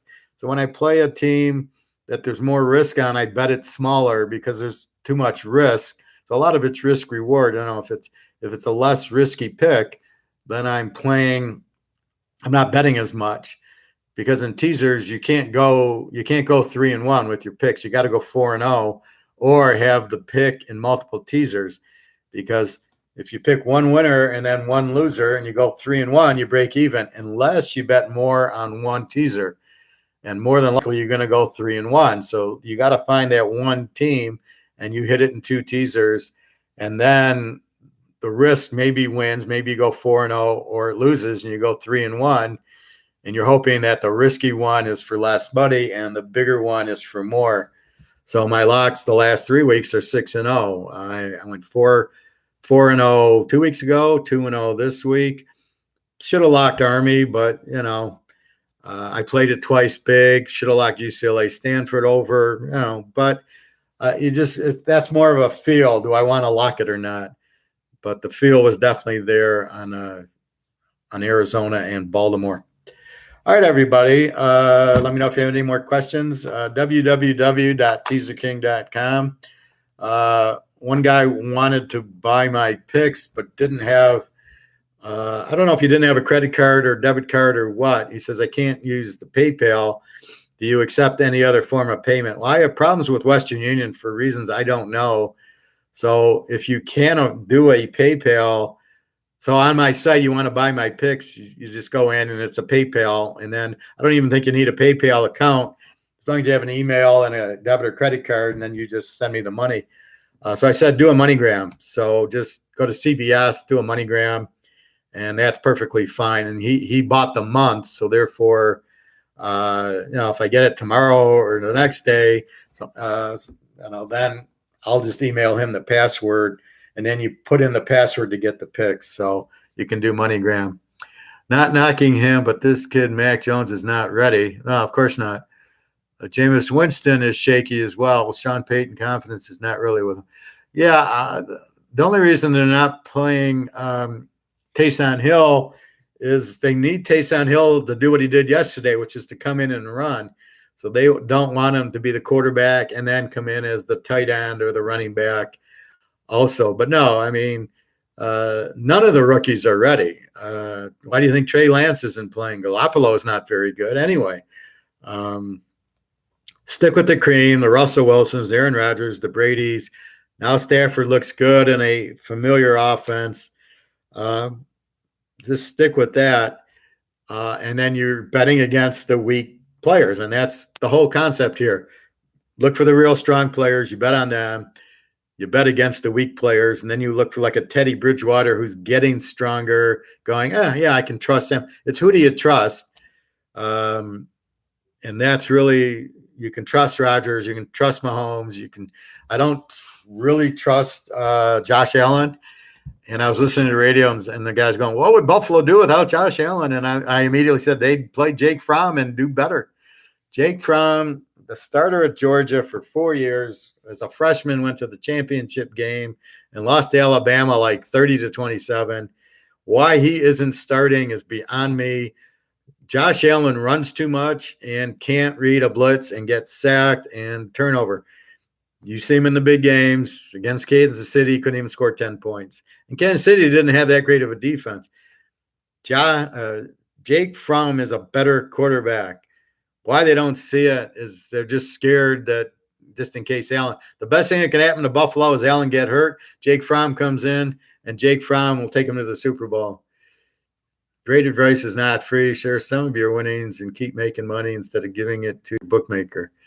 Oh, I don't give too much to my bookmaker. I've had a lot of bookmakers because my bookmakers make up excuses not to use me. There was one year, I don't know, probably in the 80s, there was rivalry weekend in the college, right? Arizona State, Washington State, and everything. And I went 21-1 in the teasers. I won like $3,000. Again, this is in the late 70s or early 80s.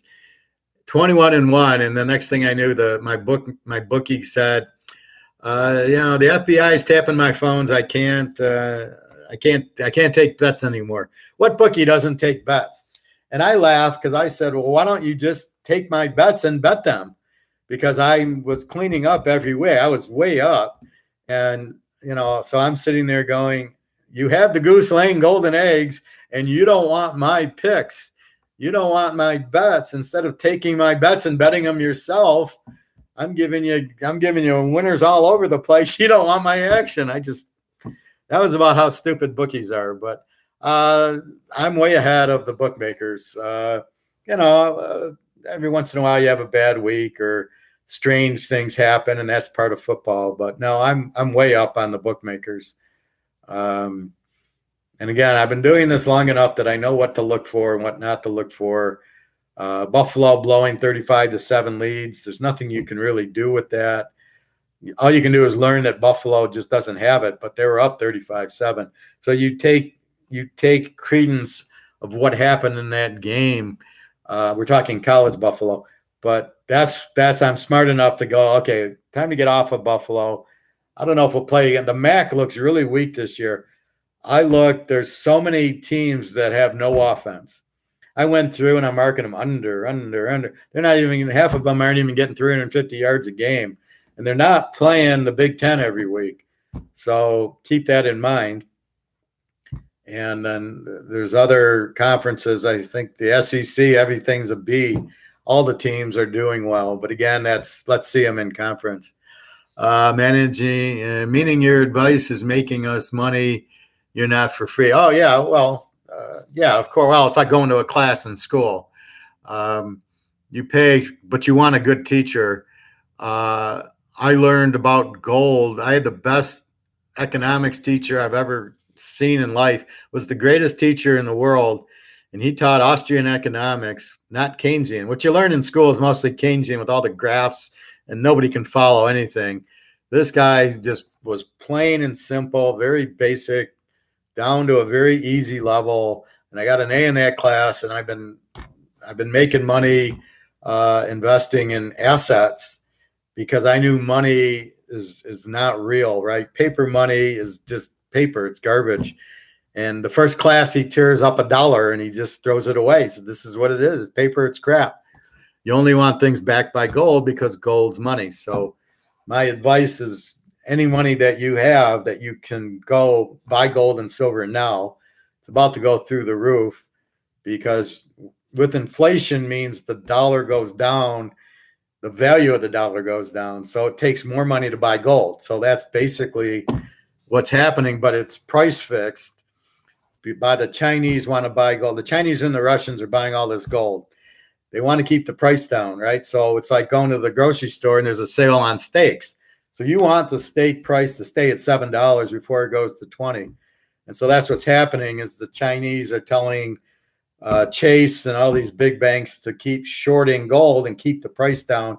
And I'm buying it in gold. If you look up a Google search, China and Russia have bought a tremendous tons and tons of gold because they know this crash is going to happen. All the central banks are buying gold and this whole crash is going to happen. So the best thing I can advise you is get money out of US dollars, buy gold and silver.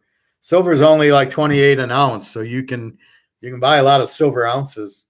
And to answer my friend's question, so how do I know it's really gold? Well, it says 1 ounce, 1 OZ gold on it.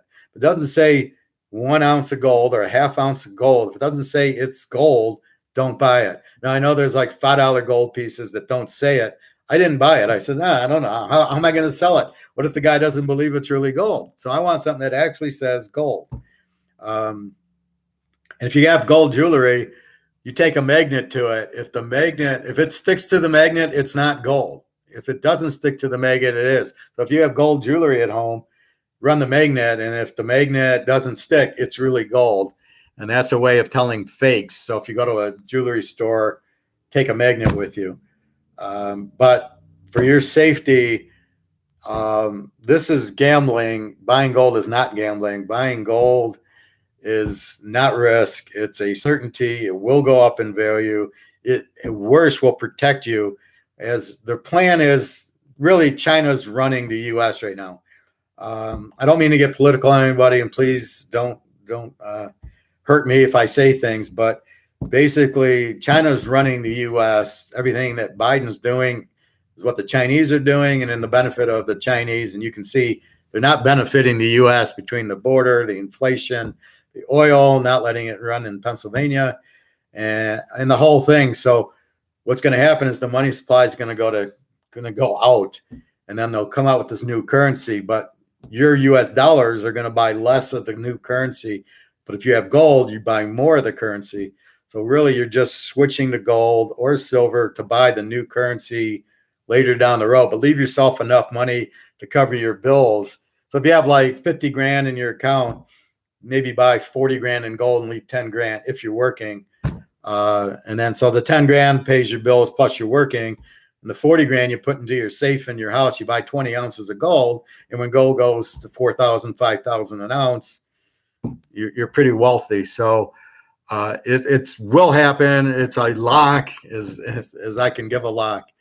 Last question from me. Miami Hurricanes against Virginia. Miami Hurricanes suck this year. And they're favored. I had Virginia favored by 10. Miami, I see, is 3.5, 61. Take Virginia 9.5 all day. Very strong. There's absolutely no way Miami blows out Virginia. They got a very good offense, not a good defense. Miami's just terribly coached and not in it. Virginia should win the game. All of this great advice, along with common sense, should make you a winner. Thank you, Derek. I look at myself as somebody who's very common sense, very smart. I'm analytical. So like I say, when I lose a bet, I go, why? Why did Buffalo have a 35-7 lead and lose? So I ask myself that. That's being analytical and solving the problem and avoiding that to happen again. So either Old Dominion's not that bad, or Buffalo, again, it was 35-7. So in the first half, I'm a genius, but at the end of the game, I'm an idiot. So I always try to learn. My loser yesterday was the over in the Giant game in Tampa Bay. And so when I look at it, why did I take Tampa? Because of Brady.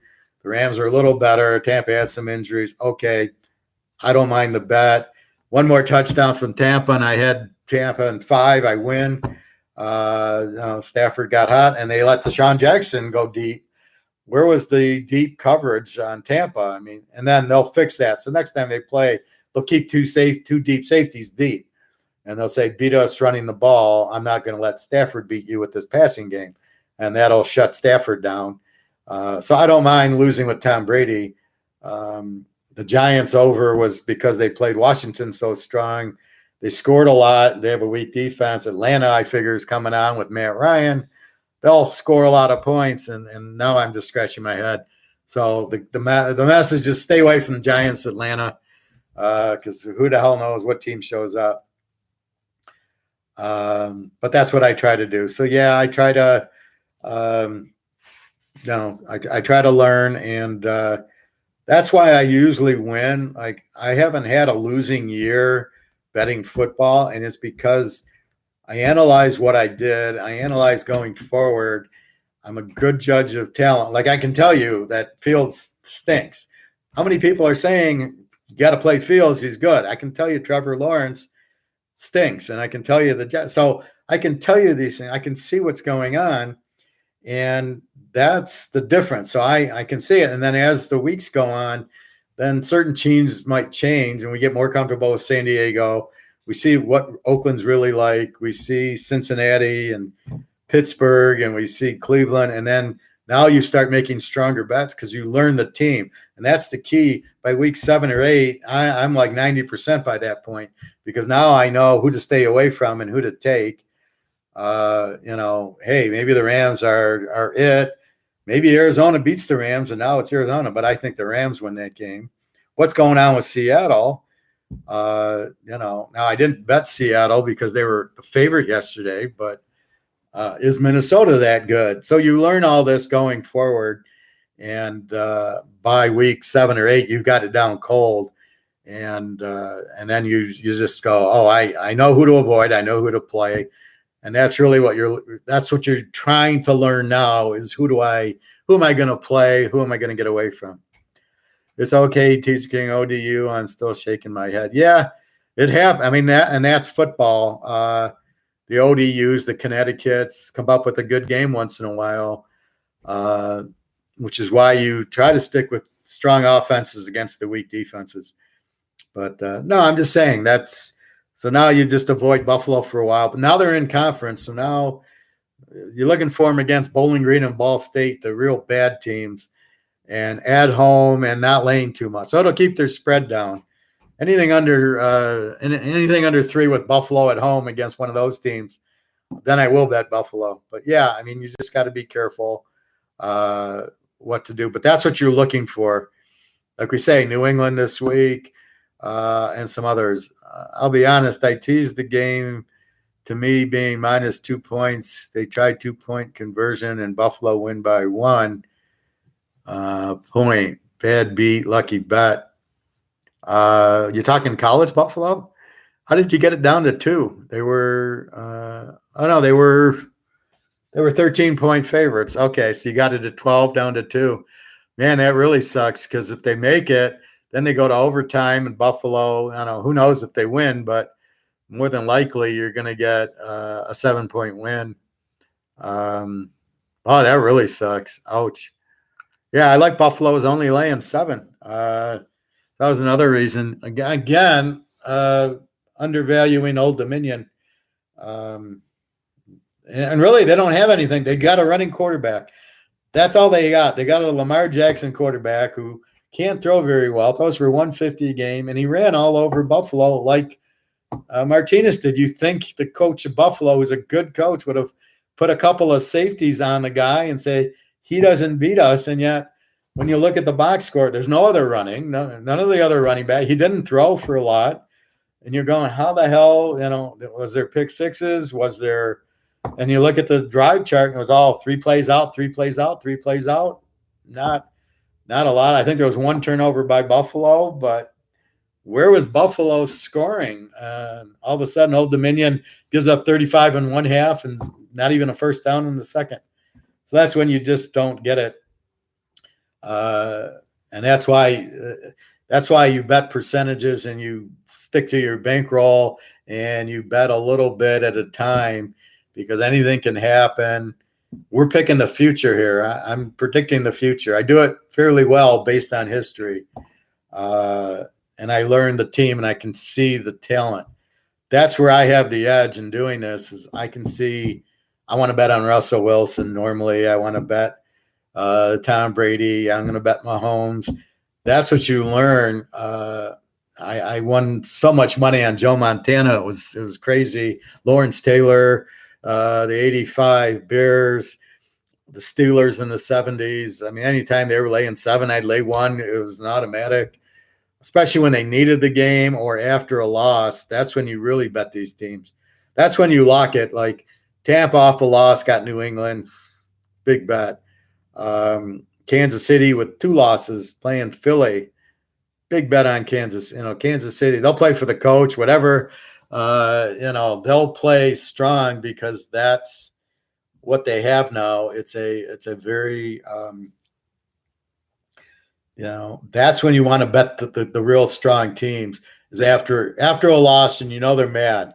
That's what you want. When they're winning, they could get complacent. Like the Rams, I'm not worried about them getting complacent. It's a division game against Arizona. They're not going to be flat because they're going to try to show Arizona we're the boss. And I look for the same against the Niners in Seattle when they play them. You'll get their best effort. And I'm not sure anybody can beat them in the division. I don't think the only team would be Frisco or Russell Wilson's got to have the game of his life. But with Aaron Donald chasing him, I don't see Seattle has a chance. And Frisco doesn't have the offense, so maybe Arizona's the only one with Kyler Murray running faster than Aaron Donald can get to him.